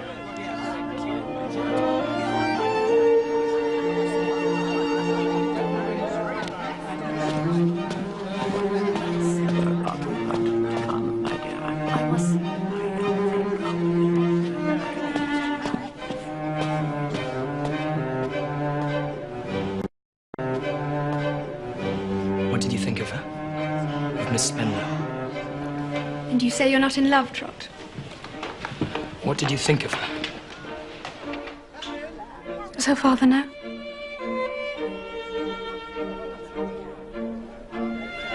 And be careful.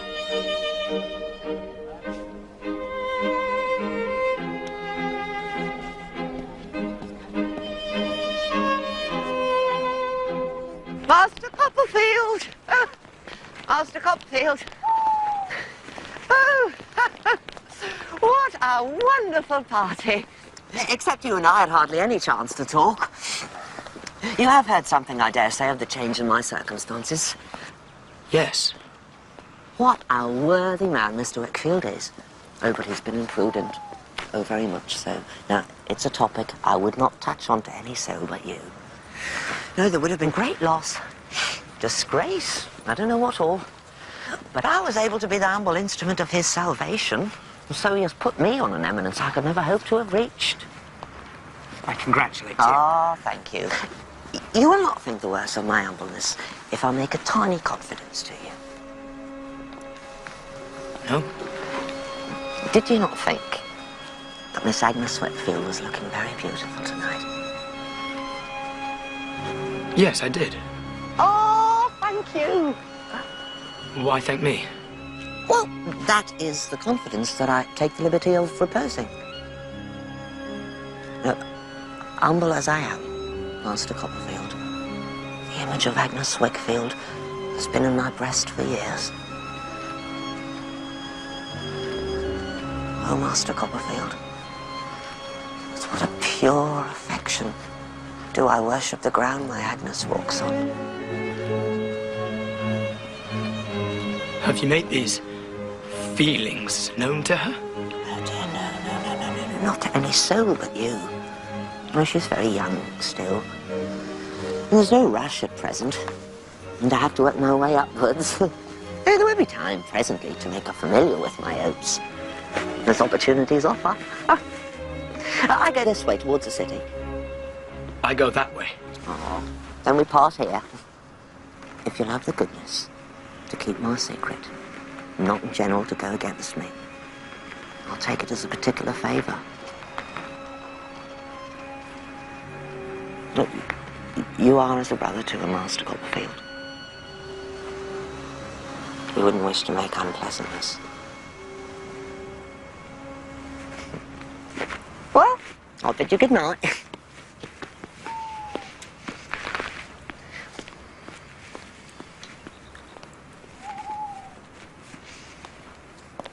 At first, I was too angry to think clearly.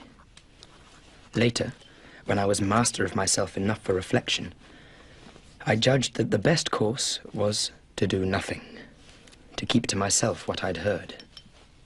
The reader may by now be starting to form an opinion about the soundness of my judgment. It was at about that era in my life that while dining most abominably with Traddles at his lodging, chanced through into my path another old friend. Oh, to school days. School days. Do you remember the time I got caned by old Creakle? My dear Traddles, old Creakle caned you every day of your life. He was a brute to you. Well, perhaps he was. But there was a great deal of fun going on there, too. Do you remember the stories you used to tell in the bedroom after dark? That'll be my landlord. For the rent. Good evening, Mr. Micawber.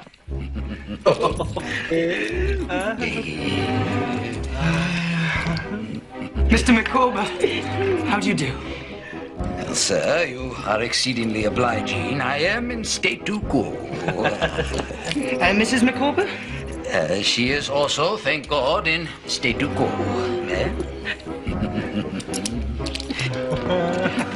And the children? Well, I rejoice to say that they are likewise in the enjoyment of salubrity. Is it possible? Have I the pleasure of again beholding Copperfield? Mr. Micawber, it's so good to see you again. My dear Copperfield. Mrs. Micawber! Mrs. Micawber! Mrs. Micawber! My dear, here is a gentleman of the name of Copperfield who wishes to renew his acquaintance with you.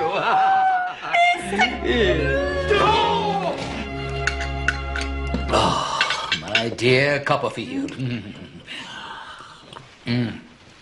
Oh, this is luxurious.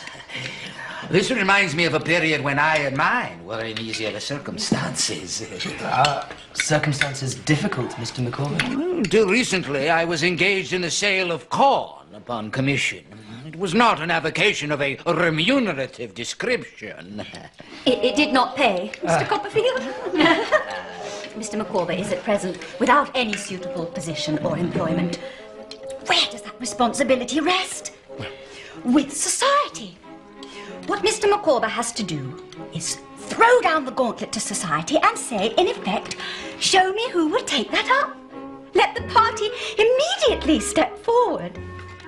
How is this to be done, exactly? By advertising in the papers. It appears to me that what Mr. Micawber has to do in justice to himself, in justice to society, is to advertise in all the papers. Yes.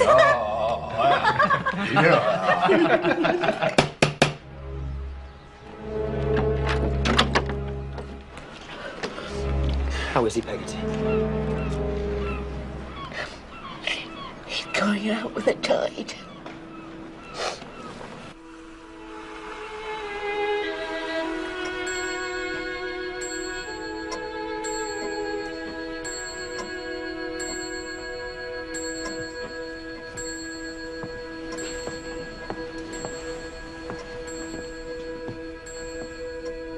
It is, and what? Something. He's come to himself.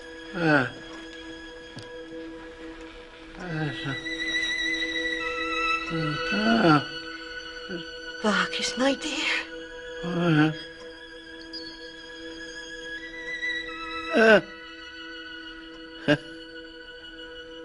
C.P. Bacchus.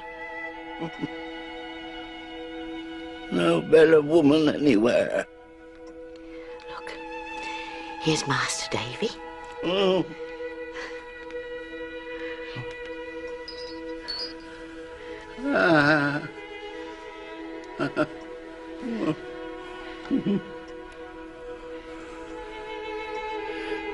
Bacchus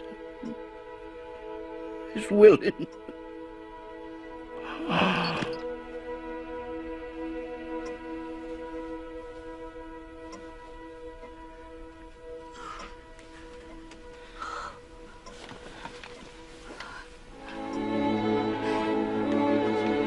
I undertook the sad business of informing Peggotty's brother of their loss. I had no idea that I was about to learn of a far greater one.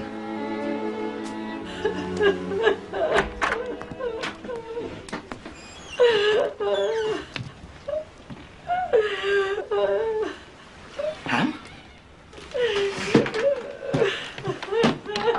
Ham, what's the matter? Ham, for heaven's sake, tell me what's the matter. She's run away. Little Emily. Pride and hope of my heart. She's gone. When you, who love me so much better than I've deserved, when you read this, I shall be far away. When I leave my dear home in the morning, it will be never to come back, unless he brings me back a lady. Mr. Peggotty. 'Twas no fault of yourn, Master Davy. There's no blame to be laid at your door. No fault of mine. I don't understand.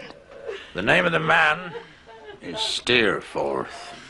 And he's a damned villain.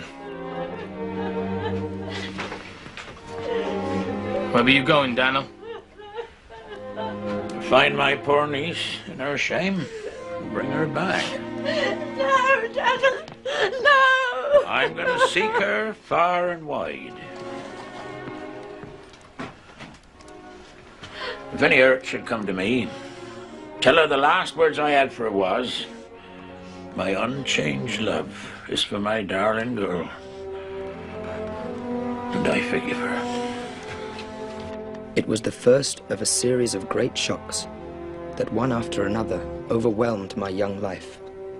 The next was mild in comparison, though momentous in its ultimate consequences, and began innocently enough with a visit to Mr. Micawber's.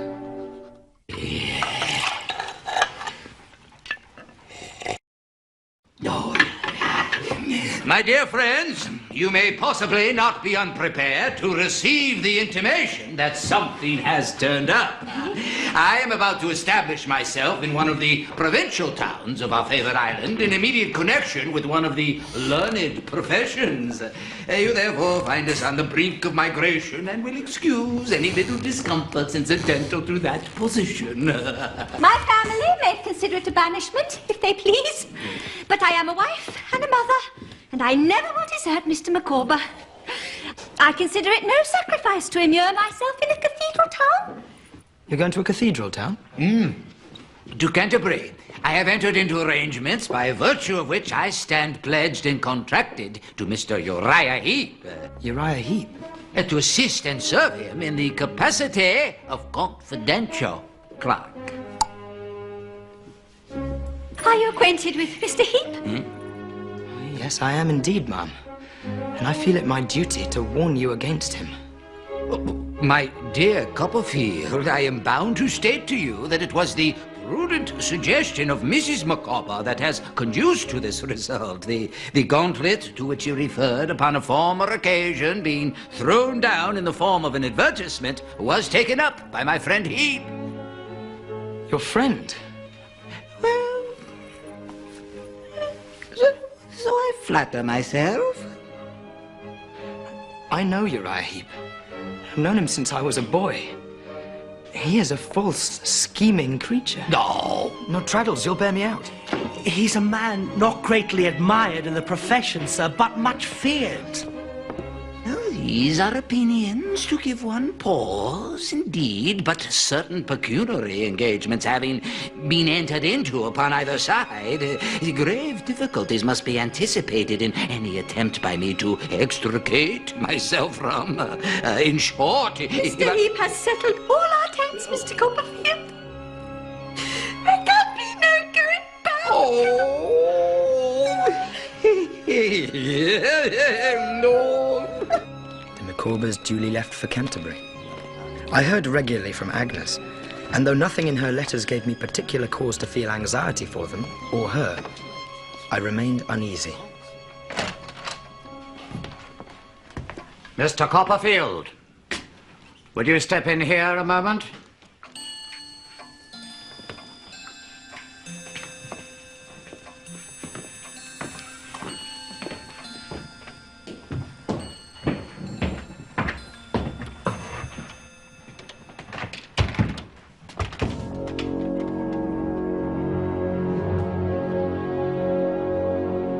Mr. Murdstone.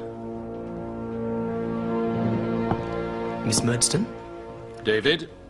Miss Murdstone, have the goodness to show Mr. Copperfield what you've shown me.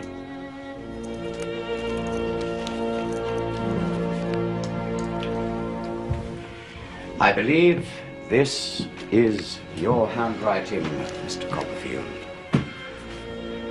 It is, sir. Thank you, Miss Murdstone. We won't detain you further. But my brother and I have come here today in spite of the fact that he lost his wife a month ago and is in mourning, as you can see. Jane Murdstone, enough. My private grief is not at issue here. My sister has a great deal more to say, sir. Your sister, Mr. Murdstone, has done her part. It is now between myself and Mr. Copperfield. Very well. I protest! Jane! But Mr. Copperfield's behaviour has been abominable. Jane Murdstone! Will you hold your tongue?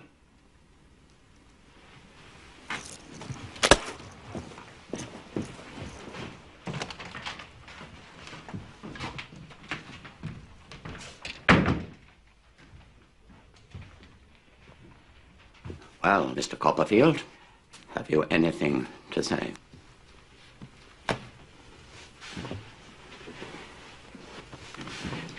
There's nothing I can say, sir, except that all the blame is mine. Dora... Miss Spenlow, I think you mean.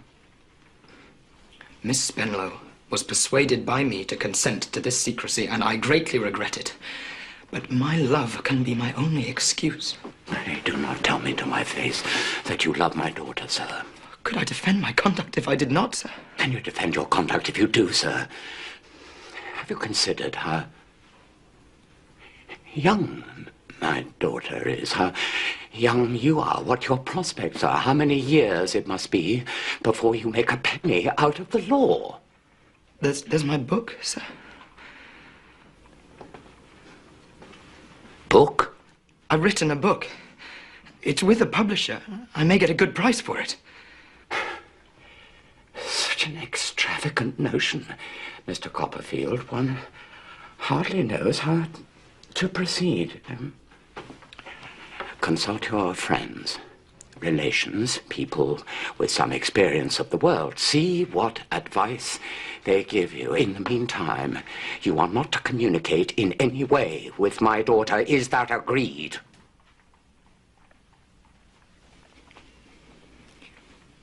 Yes, sir. On your honor. As a gentleman.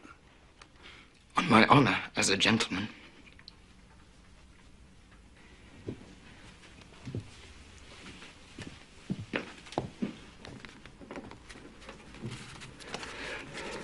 Neatly, smoothly, keep your eyes on your work. I determined to go down to Kent to see my aunt.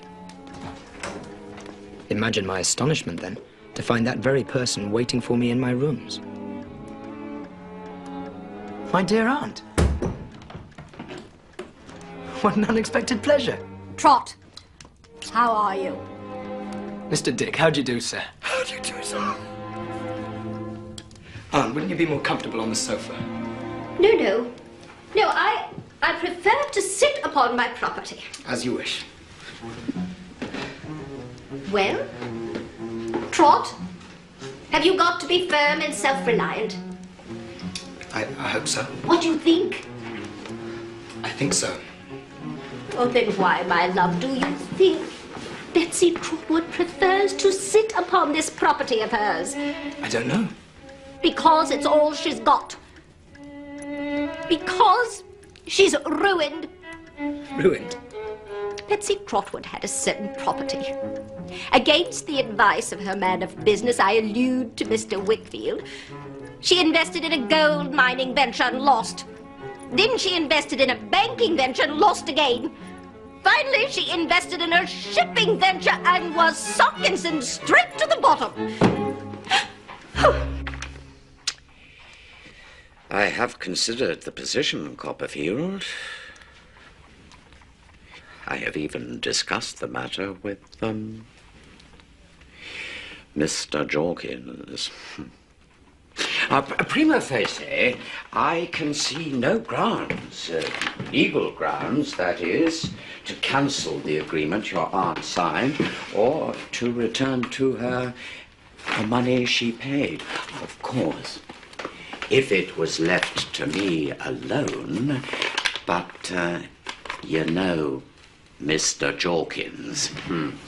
Spenlow, I'll return later. You won't mind if I put my case directly to Mr. Jorkins, sir? By all means. But please excuse me. I have an appointment at the Lord Chancellor's office. I must be going. I'm sorry to say I can't advance your object, Copperfield. And I, too, have an appointment at the bank. Sir, my aunt can no longer give me an allowance. If I'm obliged to continue working here with no salary, how am I to live? I see your difficulty, Copperfield, indeed I do. But if Mr. Spenlow objects... Personally, he does not object, sir. Personally? Personally? Oh, but I assure you, there is an objection. It's hopeless, I'm afraid. And now I really have got an appointment at the bank. Well, if they won't, they won't. There's nothing to be done about it.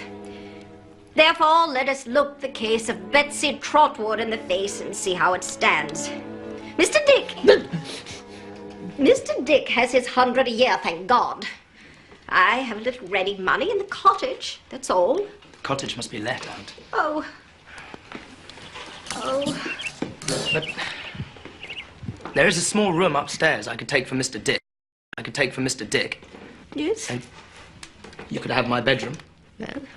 I'll take the sofa. As to money, well, there's my book. If I can only get a good price for that, I can be free of Doctor's Commons and marry Dora into the bargain. Trot! Oh, Trot! Quiet down! Trot! You fancy yourself in love. I adore her with my whole soul. Dora Spenlow? She's very fascinating, I suppose. My dear Aunt, nobody can form the least idea of what she is. Not silly. Silly? Not light-headed. Light-headed? Well, I only ask. In any case, we must meet reverses boldly and not suffer them to frighten us. We must learn to act the play out. We must live misfortune down, Trot. I went down to Kent, quickly concluded the business of the cottage, then went to Mr. Wickfield's house, where I was to dine with him and Agnes.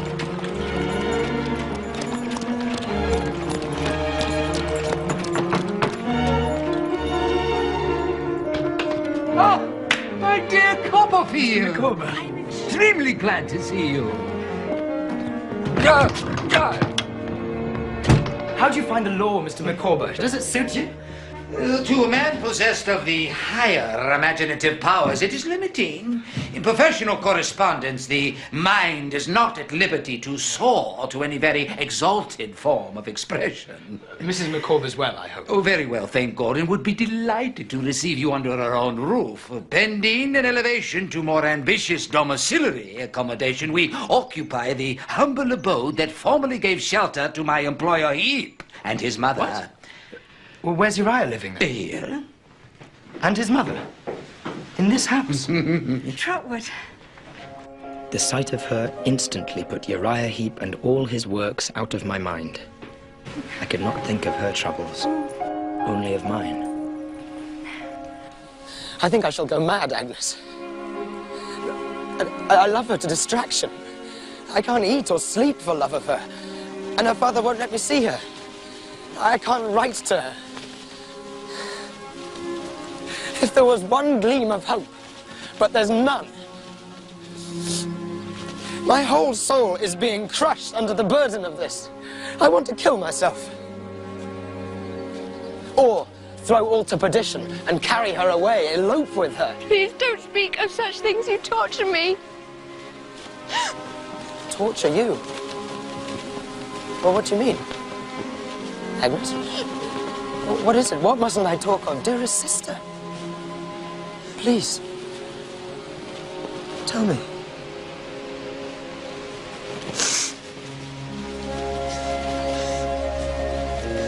I don't care to hear you talk of wild, impossible things, Trot.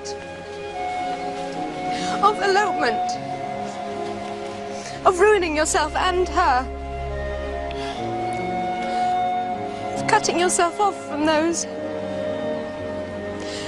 who love you. Dearest Agnes. Do you think I'd do it?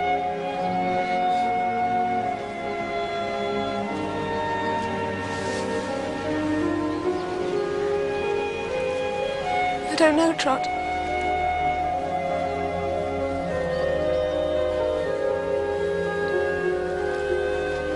Abandon my aunt, to whom I owe everything? Never.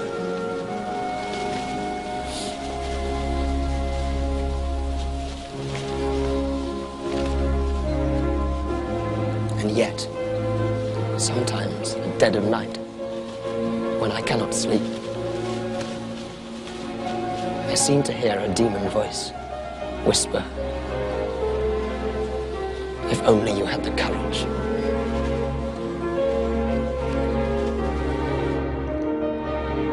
It was only when Uriah and his mother joined us for dinner that the full extent of his baneful power over that household became apparent to me. It was with some pain that I observed the frequency with which Mr. Wickfield refilled his own glass.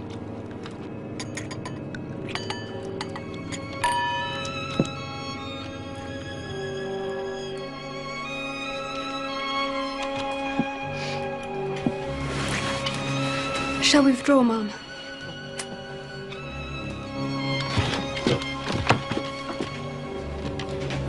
Don't sit too long tonight, Papa.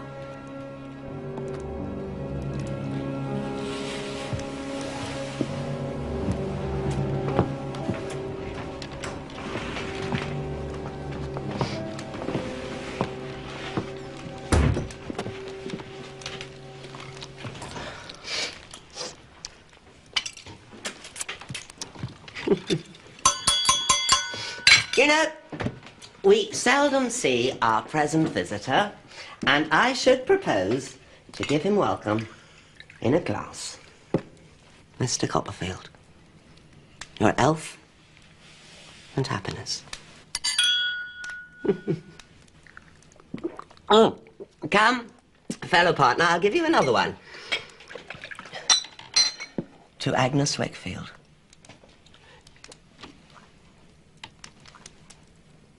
Agnes Wickfield is, I am safe to say, the divinest of her sex. I'll speak out among friends, I hope. To be her father is a proud distinction. But to be her husband... What? What? Sit down, Wickfield. If I say I have an ambition to make your Agnes my Agnes, I have as good a right as any man. I dare swear I have a better right. Do you? Do you? Mr. Wickfield! Leave me go! Take care, Wickfield. That man is my torture. Step by step he has robbed me of my name and reputation, my peace and quiet, my house, my home. I have kept your name and reputation for you, and your peace and quiet, and your house and home. Mr. Whitfield!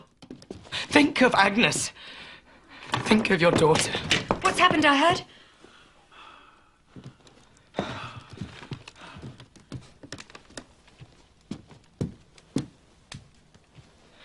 Come, Papa.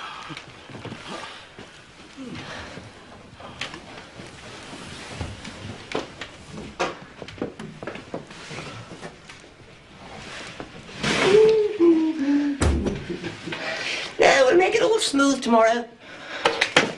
Mr. Wickfield understands his interests when he's not in liquor.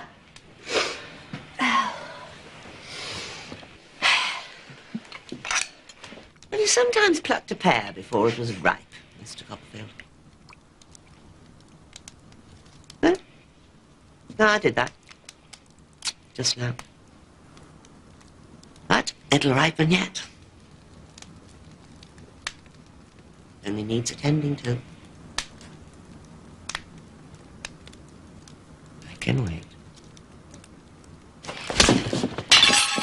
Be careful, Copperfield.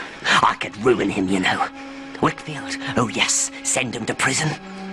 You lie. Do I? Ask him then. Go on. Ask him. Ask him about the Richborough diamonds.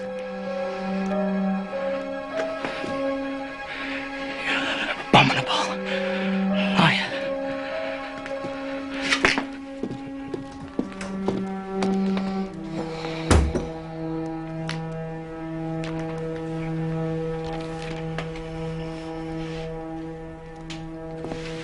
Can I do nothing? I who burden you with my own sorrows. No.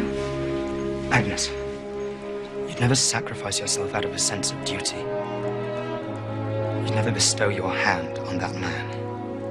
I would kill myself first.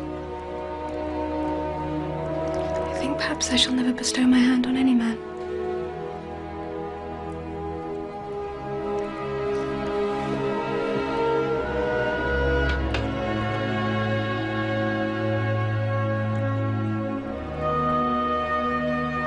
It was then, at that moment, that I knew, if only dimly, what my true feeling for her was. I said nothing. What could I say? In any case, the hand of fate was about to reach out. It's father. But Papa's home.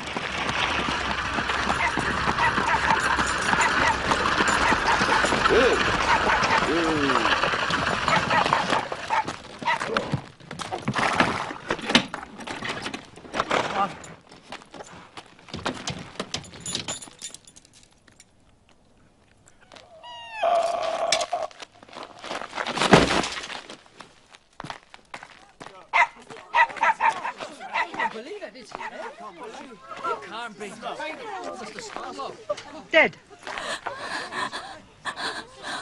Hart. These are the articles you signed with Mr. Spenlow. Now that he is... Dead, Mr. Jorkins? Precisely, yes. Now that he is... what you mentioned. The articles cease and determine. So also does your employment here. In ordinary circumstances, your aunt would be entitled to have part of the money she laid down reimbursed by the estate of the...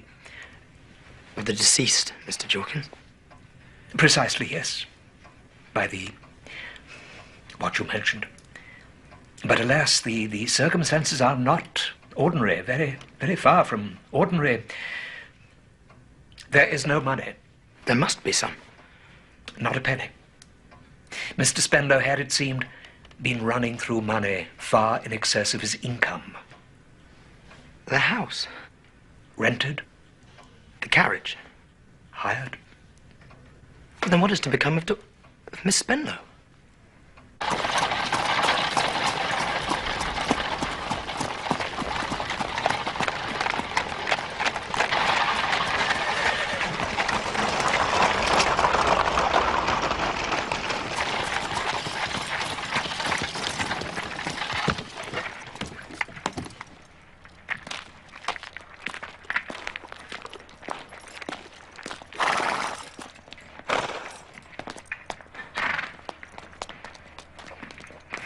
Dreadful, sir. Dora? Dora? There's no money. I don't know what to become of me. Dora. If you desert me now, I'll die. I know I'll die.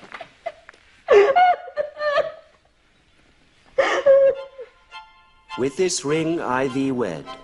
With this ring I thee wed. With my body I thee worship. With my body I thee worship. And with all my worldly goods I thee endow. And with all my worldly goods I thee endow. In the name of the Father, and the Son, and the Holy Ghost. Amen. In the name of the Father, the Son, and the Holy Ghost. Amen.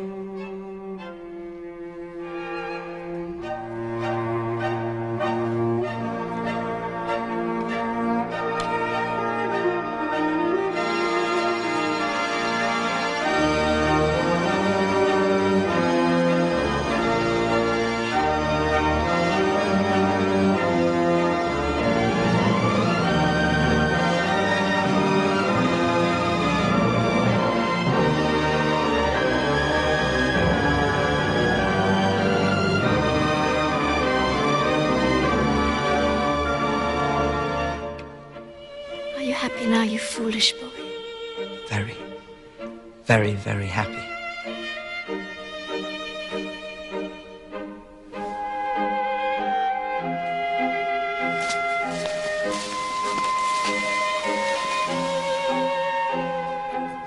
But was I happy? I sold my book. The price was not great, but sufficient. Dora and I took a cottage on the northern height of London, while my aunt and Mr. Dick stayed on in my old lodgings. We had a slattern of a servant called Mary Ann, whose written recommendation proved to be a greater work of fiction than I would ever dare attempt. Her expenditure was quite phenomenal, but we never had anything in the house. They won't come right. Horrid bills. Horrid numbers. They won't do anything I want. They make my head ache, sir. You do nothing to help me, you nasty husband.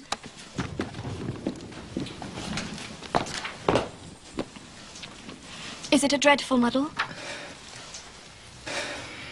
It's a bit of a one, my love. I'll see to this tomorrow. Why not now and teach me? Because I'm behind with my writing. I believe you care more for your horrid books than you do for me. Dora. If you could have married one of your books, I dare say you would have in preference to me. How many times do I have to tell you that this is our bread and butter? If I can't have peace to write, we starve, and my aunt with us. Dora! Dora! Mary, on the door! She's found. My darling girl is found. She left him. Steerforth? Aye, she made her own poor solitary course to London, being close to death. Mr. Peggotty? Oh, she'll live, sir. Now she will. But feeling herself close to death, she wrote to Yarmouth, and they passed on word to me. Where is she now? Well, here, sir, in London. Still weak, sir, in her health.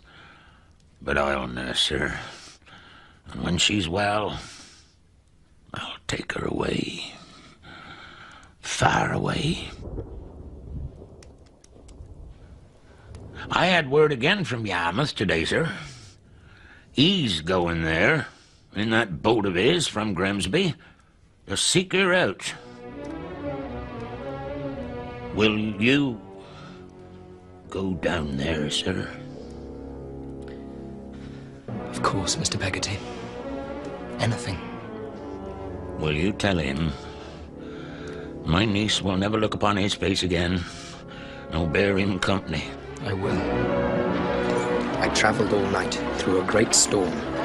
Gusts of rain were sweeping in from the coast like showers of steel. By the time I came to Yarmouth, it had finally blown itself out. Master Davy! Peggotty. Davy, my darling boy! But what brings you here? You sent no word. Dear Lord. What is it? You came to meet him. Steerforth. Oh, dear Lord. Peggotty, what is it?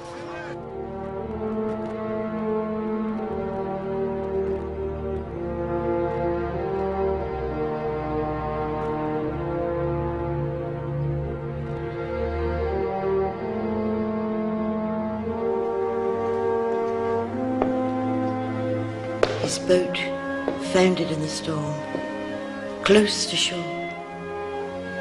I saw her as she rowed and dashed like a desperate creature driven mad. Then a wave, like a high green hillside, broke her to pieces.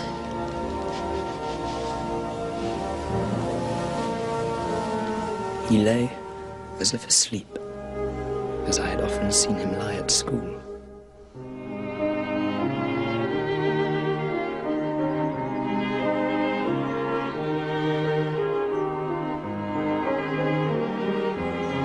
It was a winter of bitter, unrelenting cold. Dora was constantly ailing and often confined to bed. And then, one morning, I received a letter in the familiar flamboyant hand of Mr. Micawber. Marianne!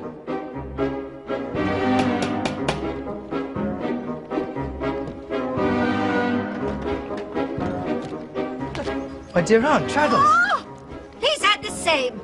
Oh! Come in, come in.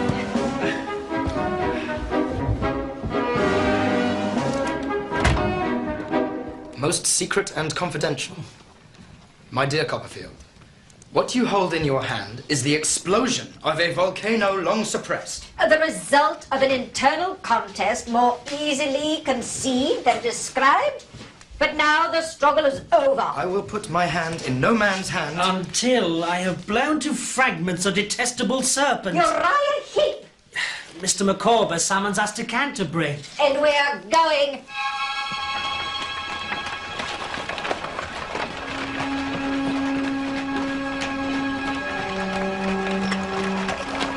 He's here.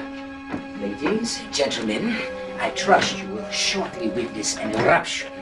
Mr. Copperfield, Mr. Traddles, remember, when I give the word, pounce.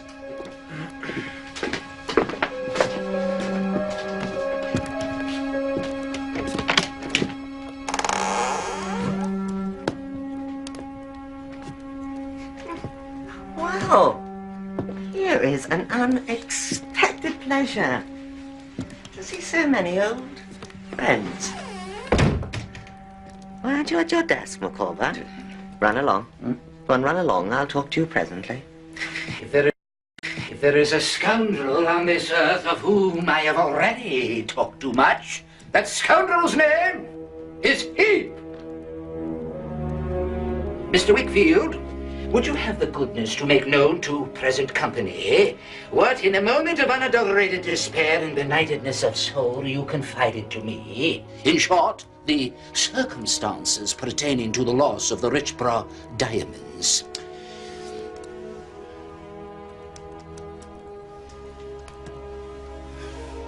These valuable jewels were entrusted to me by a client, Sir George Richborough.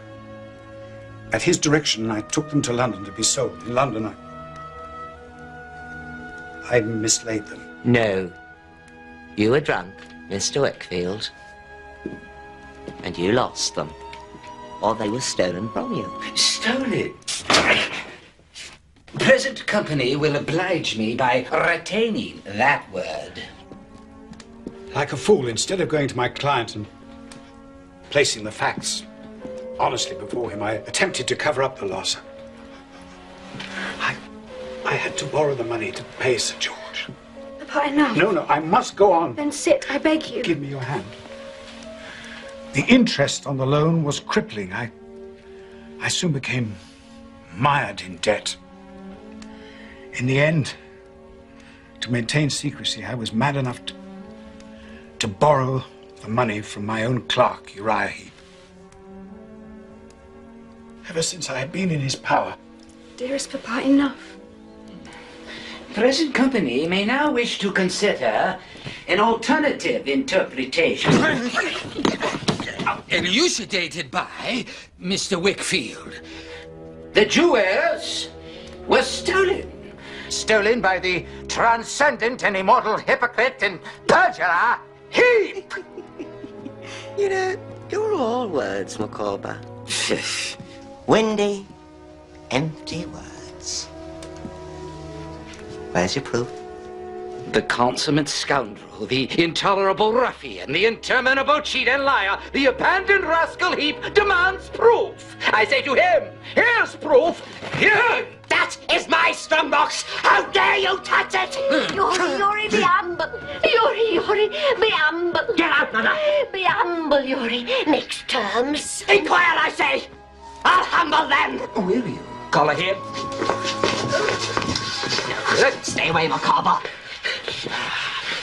Hush you for this, Micawber. I'll kill you! Be humble, Yuri. My Uriah means to be humble. Don't mind what he says, good gentleman. Hold your tongue, mother!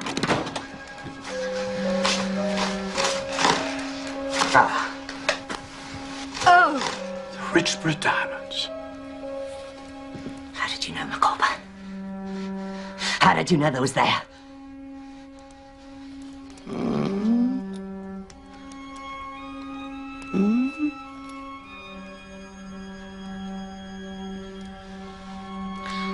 I never meant no harm, Yuri. You betrayed me! No, never. I'd die first. I only wanted to see how they'd look about my neck. I only took 'em out for a moment. To try 'em. 'Tis true. I was at hand, privily and secretly. It was only a moment, but enough to prove beyond a peradventure the monstrous stratagem by which, in short, to prove your guilt.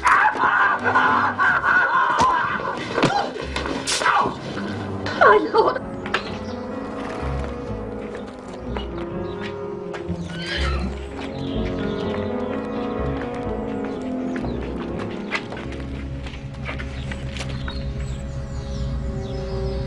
I've always hated you, Copperfield. You've always been an upstart. You've always been against me.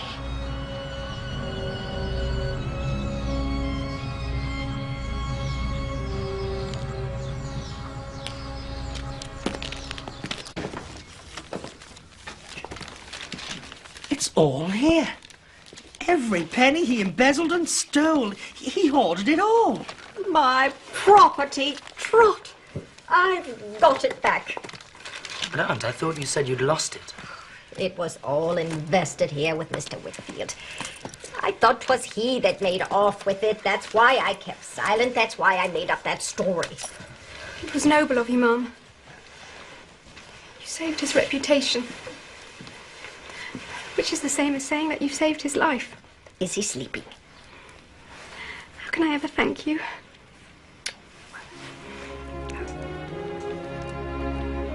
Some people David knows, Yarmouth friends.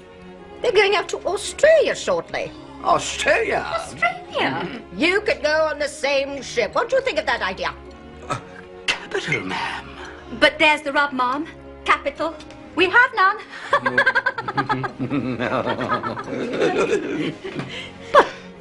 Your husband has done a great service, Mrs. Micawber. If you lack money, I'll furnish it. I could not receive it as a gift, ma'am. Mr. Micawber's pride would not permit it. If, however, a sufficient sum could be advanced, say at 5% interest per annum upon my personal liability, say my notes of hand at 12, 18, and 24 months respectively, to allow time for something to turn up. Here. I have a strong conviction that Australia will prove to be the legitimate sphere of action for me and mine. In short, that something of an extraordinary nature will turn up upon that wild and distant shore.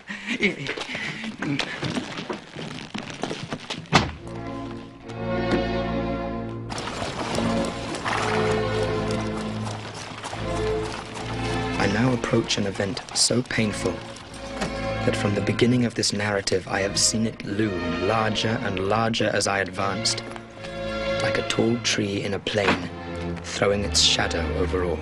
Dora?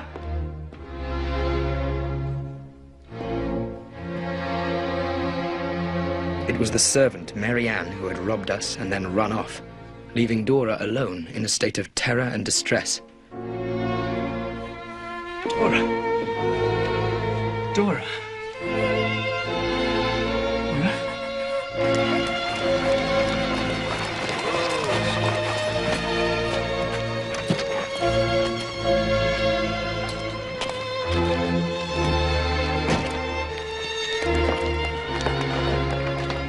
I'll come back first thing in the morning. But if there's any change, send round for me immediately. Dear Aunt.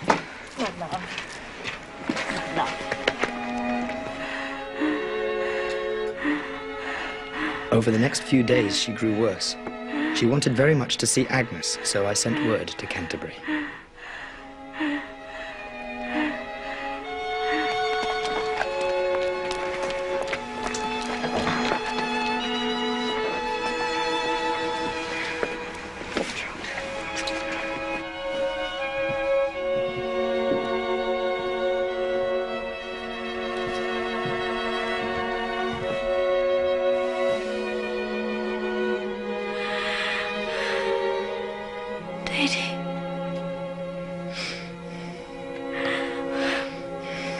I want to say something. I've often thought of saying lately. You are mine. I think I was too young to be a wife. Not in years only, but in experience, thoughts and everything.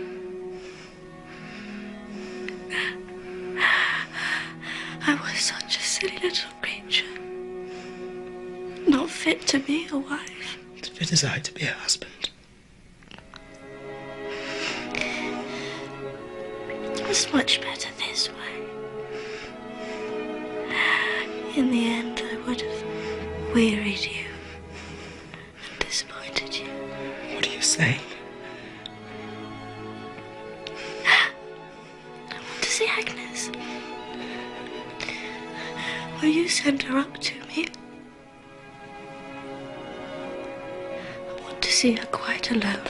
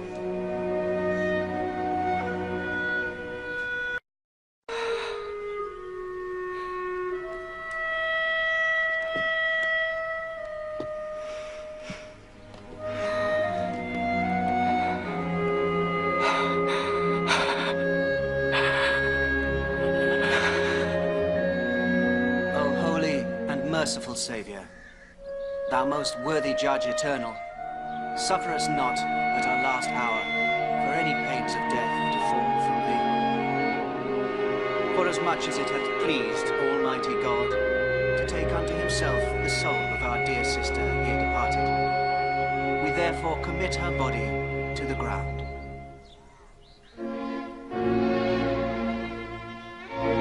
Earth to earth, ashes to ashes, dust to dust.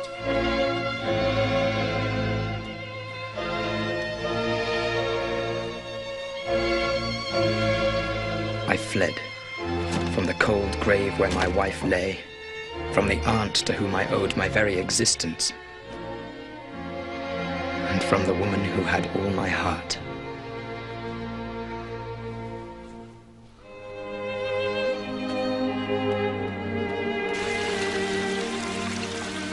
For 3 years I wandered through Europe, until finally I settled in Switzerland. I wrote more books. My fame and reputation grew, but I had no thought of ending the exile I had chosen, until one day the nightmare of my past rose up again.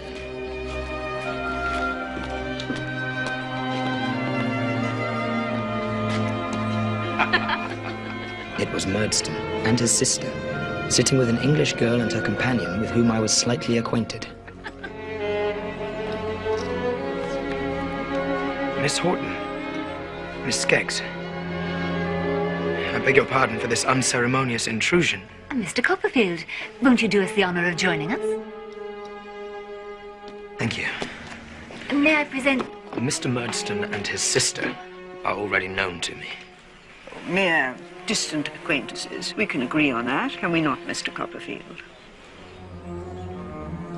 No, ma'am, we cannot. Not again. Never again. Mr. Murdstone is my stepfather. He charmed my mother into marriage. He wanted her fortune, small though it was. Have a care, sir. That is what he is, this fellow. A calculating, cold-blooded fortune hunter, without honor, scruple, or mercy. Be silent! I have been silent too long. I will be silent no more. Edward, come away. Hold your tongue. He bullied and harried my poor, weak mother into her grave. Yes, she was weak. But it was not I who preyed upon her weakness. It was her own son, who drained her of the strength that she needed with his wild behavior and importunate demands. You killed her as deliberately and as pitilessly as if you had thrust a knife into her heart. Repeat that in England, sir. Repeat that in a place where you cannot evade the laws of slander. I'll do better than that. I'll write it. I have a certain fame. I'll use it. I'll make sure that you are yet more widely known than I am. Universally known as the black-hearted thief and murderer that you are.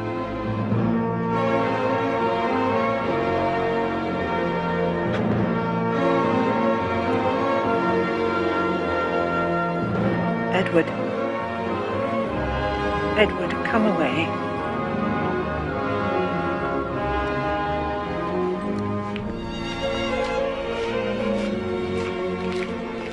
Before another hour had passed, I was at my desk composing this present narrative. As I finished each page, no, each sentence, each word, the black night of my boyhood melted away until I stood at last in the light, a man. End it I could not. For the ending, whatever it should be, happy or sad, lay not in Switzerland, but in England. Master Davy! Oh! Come on! Oh!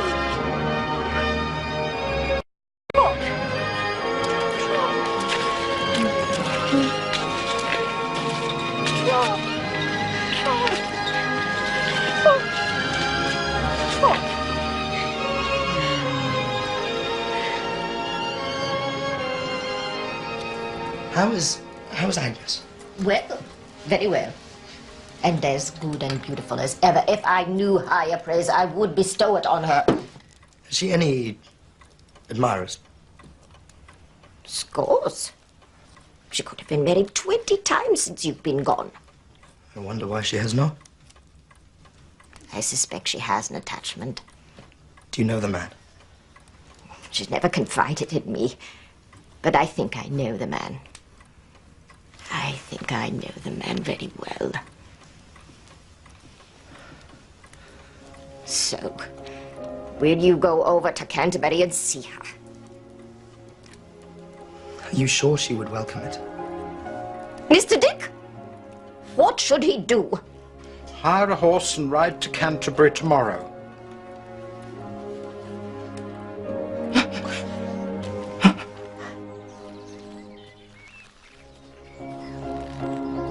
Agnes. Oh, Trotwood, is it you? Is it really you? It is. How well you look. And you. Are you... Agnes. I went away. I know why you went away. Do you? Yes. I believe you know everything about me. Not everything, perhaps. I went away. I went away loving you. I stayed away loving you. And now I return, loving you. Did you know that? Yes. I have kept my secret better than you have kept yours. Your secret? I have loved you all my life.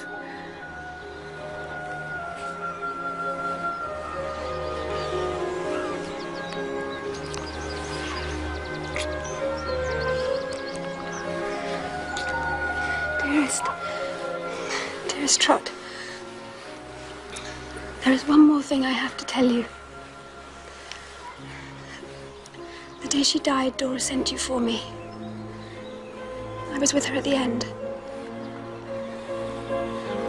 She made a last request to me. That one day I would take her place by your side.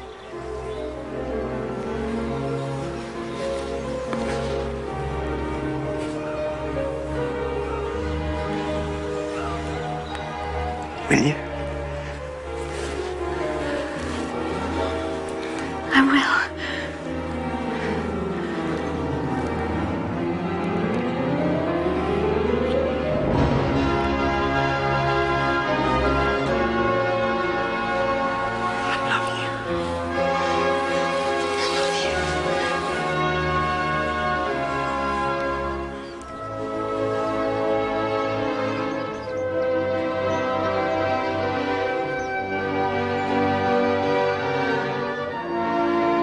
Here I close this narrative, here with Agnes at my side.